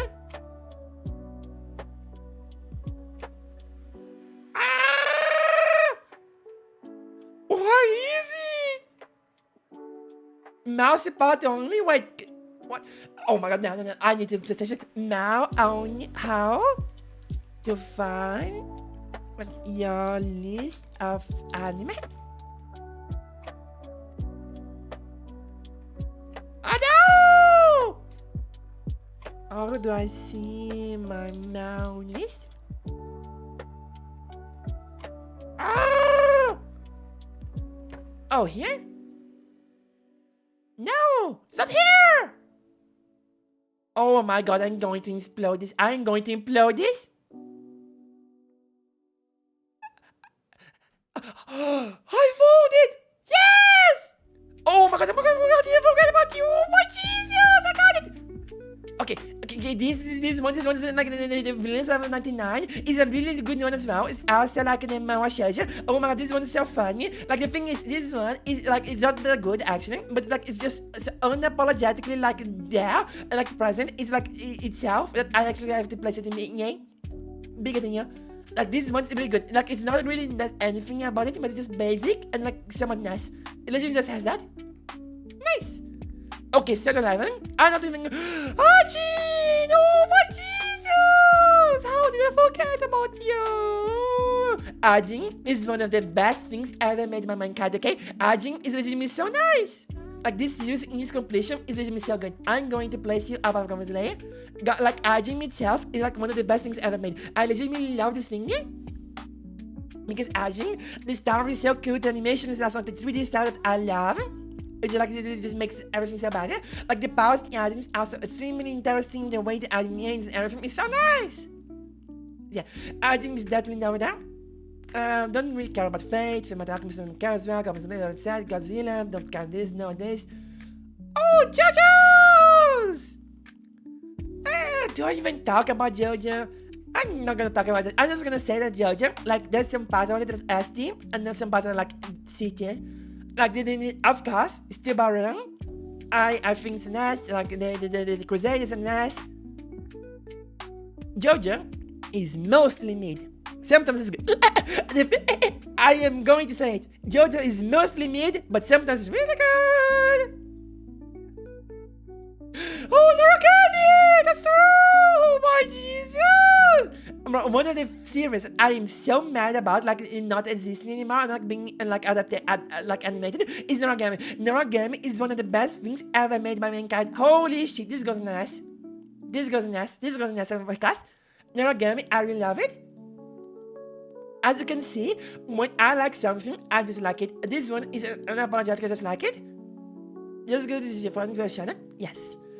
JoJo is legitimately like, the thing is about JoJo is that, one, you have to see JoJo separately, like every single part of JoJo is just different, right? You can actually compare like a season of JoJo, like a part of JoJo, to another JoJo series because it's just a different series. And some of them is really cool. And the thing is, the good part about JoJo that I really like is the powers. Everything else about the series, I just don't care enough. Like, the powers is the best part of JoJo for me. And like, seeing how they interact and that kind of stuff is literally the best thing ever. Because you never, and I mean, never expect this kind of ever. Only Punch Man. Only Punch Man is an A for me. It's like below Demon Power Eastern. It's just good. But like, I don't like have anything strong to say about it. It's just like our family. There's not much in it. If I ever had cars, is that anything people talk about is Sato? Yes. Legitimately, yes. Sato legitimately became too much. My man became too much. Sato, he was so... He's cool. He's legitimately cool. But guys, look at everything around him. Look at everything around him. It's so nice. Like every single characterization, the way the main character grows, the main character actually becomes himself, and everything. Everything is good. Like the way people like act and around is so nice. And like the story about him, like slowly like dehumanizing himself and becoming different. Like every single part of it is so nice, but like it's so... I just didn't know there was okay, 86. I have a strong opinion about 86. Because of how he's a fire? Yes. Like Sato? I mean, legitimately, that series is just perfect. Sato is the perfect counterpart to the main character, and like it works so well. Okay, oh my god, this list is just getting bigger. Holy shit. Okay, I have to cut some from my team. Okay, you, let's be honest, you are gonna go to me. And you are gonna stay in A. Nah, let's be honest, you're gonna go to B as well. And let's be honest, you're also gonna go to B. And everything else here is actually gonna stay there. Another thing, 86. Oh my, what? Okay, 86. I have very strong opinions about this about the time because I ain't gonna go on right.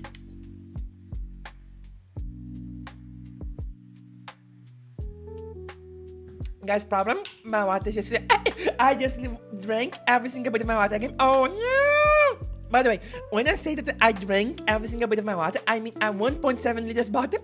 So in 3 hours, I have just drank 3.5 liters of water. Shit! Yeah, 86. Why are the two of you? Get out. What? Why? Destroy yourself now. Nice. So 86. 86 has a very strong beginning. 86 is about a series about like some of mecha where the characters are basically like fighting a war, and like there's this side of the characters that are like the high caste and then there's like the low caste, and where people are like separated, segregated, and they are legitimately just like, oh, in this war and they're fighting this, and they're using like humans as fighting bots instead of AIs and talking, and like that's that political aspect. I don't care. It's legitimately like very basic. It never gets expanded in any interesting way. And it's just like, oh my god, look at how main character, the main girl is so good. Look at the main girl, she's actually trying. It's not interesting. It's not well developed. It's not like really well talked about. The main focus of the series is about battling and battles and like fights and people dying. The thing is, you know the first, okay, spoilers of the series, for the entirety of the series, you know how in the beginning of the series people are dying left, right, and center, and there's like a lot of tension. After the few deaths in the beginning, in the main cast, you know, the ones that survived, they're going to be there forever. I don't know if they actually like lose their lives, but they like, comparing like in the first 3 volumes, like 4 characters dies. In the next 10 volumes, no one loses their life. That's actually of importance. Only like secondary characters are added in the series to actually just perish. Everyone is in the main cast just starts surviving. Yeah, it's just kind of how not only the stakes do they fall off because you know that the main characters are not in any danger, the main story also gets stupid. Like it's stupid quickly. Like the thing is spoilers. The thing is for the series, when they get to a certain point, they are going to be learning that AI is obviously like sentient, the AI is obviously has emotions, and they are going to learn that AI is actually trying to consume the humans to like become more human and become more like them. And then you know what's gonna happen. There's going to be like some absolute like bullshit Rakian with the main character and like the main girl, and they are going to become like extremely powerful and like not extremely powerful, like oh I have power, but like they are going to have like complete bookcraft powers. And the AI as well is going to complete bookcraft as well, and that's going to keep repeating. That's going to be a repeating theme. Also, there is absolutely no stakes. The more you read the series, the more you notice that the stakes are completely gone. There is no stakes because you know they're not going to fail. No one's going to fail. It's going to die. Not going to happen. Nothing. So it becomes extremely boring on a series that's mainly about the gruesome way the world actually works and about like the gruesome combat when you know that there is no stakes. The moment you notice that there's no stakes in the series becomes completely bad. Also, the lore itself and the content is like very PG-13, so there is no like anything more of them. Like it becomes like extremely PG-13, so extremely censored and everything, so there's nothing interesting of it. And let me tell you something, I read a lot of these volumes and I have nothing good to say of it. I don't remember it completely because I completely removed it from my memory, but I've seen spoilers about the end of the series and I have nothing good to say about it. I complain so much to my friends that like actually like the series. They're like, guys, this is going to fall off. Just be prepared for it. And like, just boring. It's completely boring. AD City in itself is just a bad series. Like, the thing is, you could see in the beginning of the like PG-13ness of the series beginning, when you started to see like the characters talking and them not like actually like talking about about what's happening around the series and like more serious topics. They just like try to glaze over it and like become like like fantasized way about saying about it. And you know that the series is not going to be like really as gritty and as cool as you thought when you see this, but the way this fell off is so bad. It's just so goddamn bad. But that's basically my mouth, which I could find on it. And now we are gonna talk about Magical Girl Gunslinger. What the frick is here? Everything Children of the Ways? Let me see.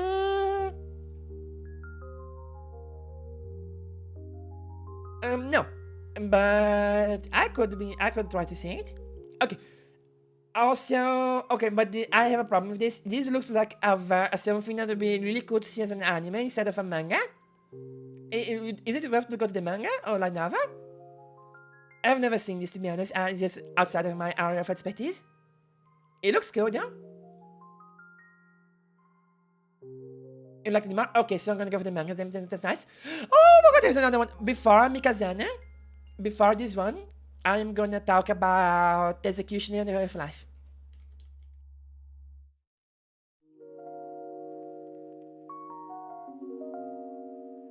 Okay, so this series is basically really good. And the reason I actually started reading this and looking about it is because I actually liked it. Okay, I am not going to be honest. I am not gonna say anything about the series because everything I say about it is going to ruin it. This series is legitimately a requirement for you to reread the whole series after you reach a certain point of it. I'm gonna leave it at that. And the thing is, it's legitimately well done. It's extremely well done. It keeps you on the toes. It has unreliable narrators. It makes you believe a story and like it makes you believe something's happening some way. And then it absolutely gut punches you repeatedly and nonchalantly. It is extremely well written. The thing is, the problem is that it's extremely confusing as well. And you need, like at this point in my life, when I write this story, I was kind of done for reading if I am, because as I said, I was reading 2 volumes of Avatar per day and not getting burned out. And this, I basically started reading in the moment of my burnout. So I accidentally went and like read the spoilers to see if this was worth my time, and it absolutely ruined it for me. But the series itself, absolutely perfect, like absolute cinema. I read like the spoilers, and when I looked at what was happening and I compared to what I was reading, I was like, absolute cinema! It was being back. You missed like a midnight. I'm pretty sure if you just like reduce the volume of me, I talk so much that I can become like white noise. But yes, this is, I like it. I legitimately like this.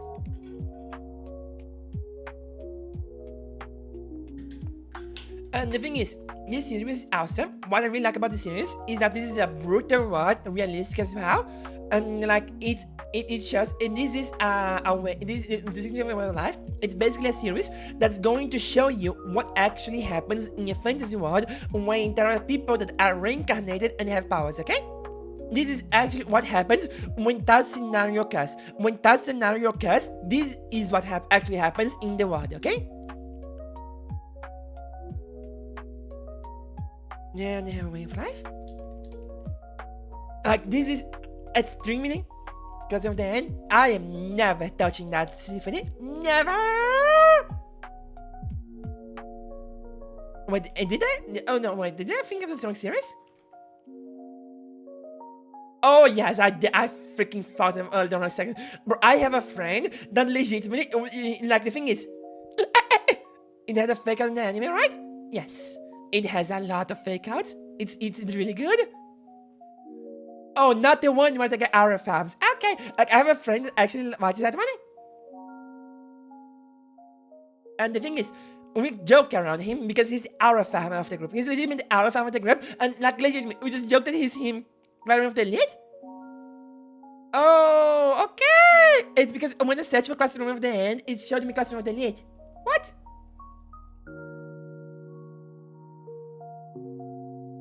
Huh. it's not showing me. No, it's showing me Classroom of 10, sadly. Oh, I see this. No, it's just showing me Classroom of 10 late. It's not showing me the one you're talking about. Sadly. But like the thing is, the what's the thing? The fake out in the anime is going to make so much sense in like the next season, if there's ever another season. Because the thing is, I say this with my whole heart. The series doesn't begin until. Why did it become sad? Why did the memos get sad? It doesn't begin until you get to the point where you know what I'm talking about. The moment you get to the execution of your life and you actually get to the point, to that point, that entire series like changes completely. The entire series changes completely, and you are going to want to reread it because it just changed your perspective of every single event that's ever happened. Another? I've heard about that one before. Oh, this! Nah, I'm not reading this. Okay, isn't this the one where there is a girl that's going down a flight of stairs and then she like falls on her umbrella and goes for her eyes? Isn't this the one that's like that? Nah, not okay. No! I refuse! Nah, I vehemently refuse. Next class? Yeah. So, to end on a strong note, my death parade? Huh. Let me see. Death parade. Oh, this looks good as well. Oh, but I didn't. No, this one is like not for me, to be honest. This doesn't seem like something I would go. Death Note? Oh, yeah, Death Note. Death Note. How do I rank Death Note? Death Note is a good series. Definitely.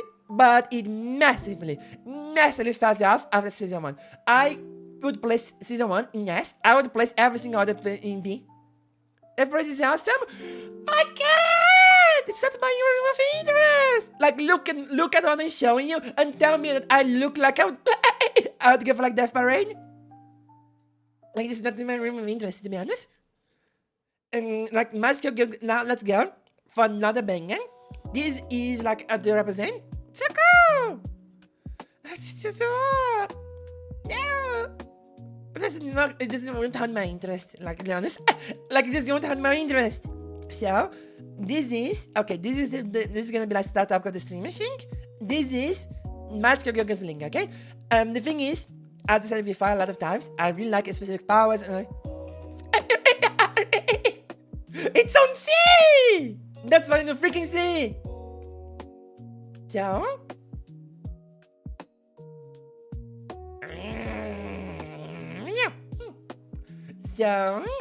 like Magical Gunslinger is like the Madoka Magica, how Madoka Magica is universally praised because of the magical like the take on magical girl thingy, and like the word like actually like a bad word in magical girls.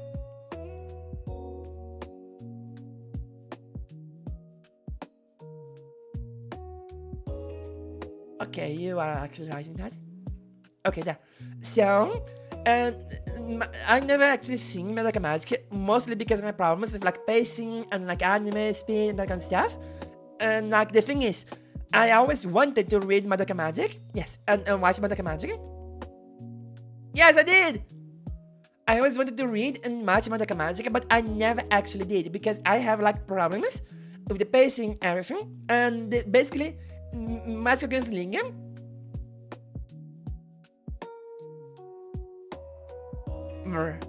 I do not believe you. The thing is, Magical Gunslinger is legitimately peak. Magical Gunslinger is basically like a take on like the like depressed like artists writers that go on like railroad and talk like about a sad story about like a girl that's like going through some shit and like it gets like destroyed in life, that kind of stuff. It's legitimately one of those, okay? But the thing is, this one is really cool because why? Because the thing is, this is that kind of specific take about the magical world, about like people like they're really young, just like get in the magical world, just become like magical girls and they get fucked over. And like it shows like everything. It shows like that's it shows everything. And the thing I really love about this one is that it's brutal. It's legitimately one of the most brutal things I've ever read. And like it's realistic, it's really nice and everything. What it's about?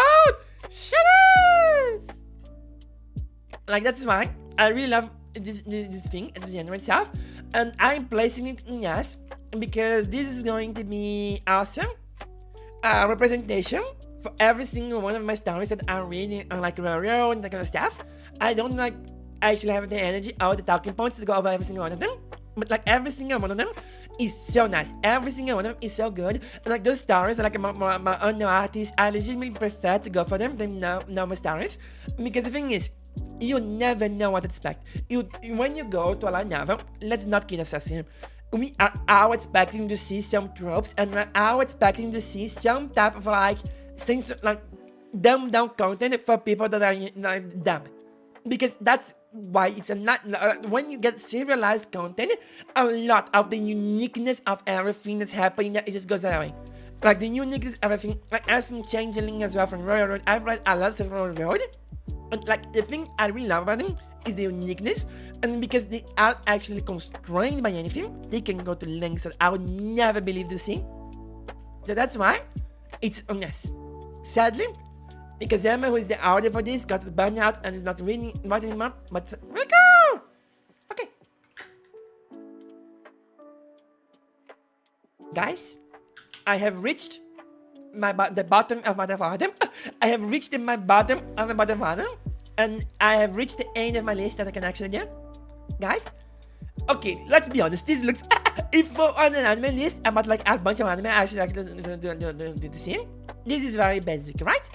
But the thing is, guys, I've been talking about every single one of the series for 3 hours and 20 minutes. The only thing I talked about today was this series. And the thing is, I love every single one of them. You read more? Yes, I also read a lot more. And because I read like series that are serialized and are popular, it's not him.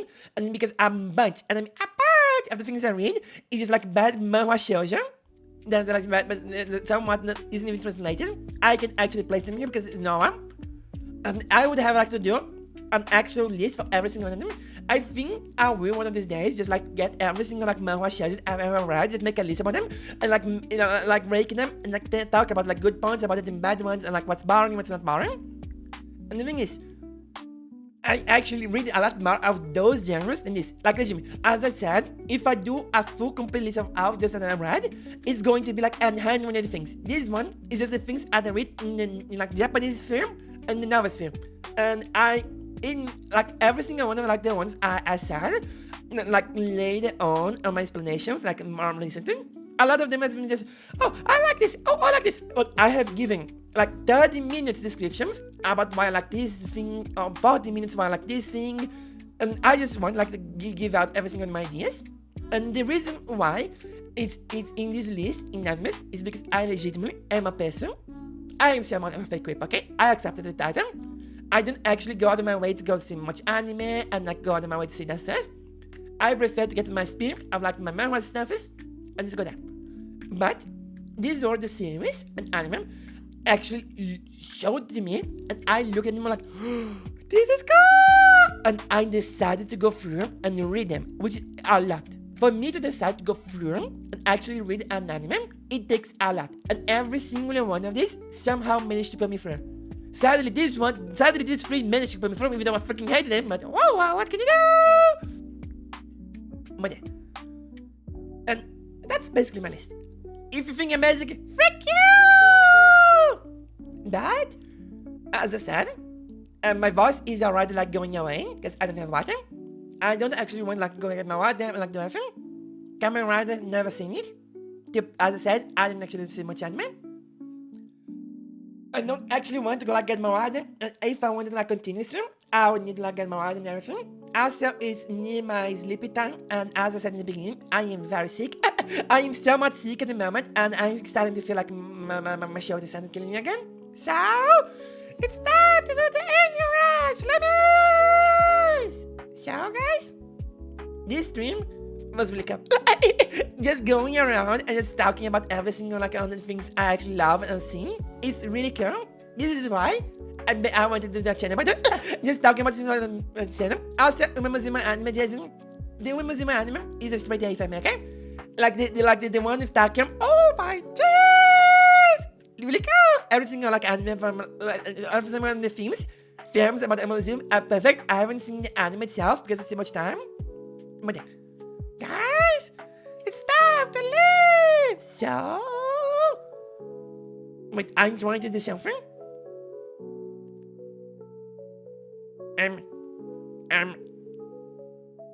What is it? Oh no. Shit! I don't hate you!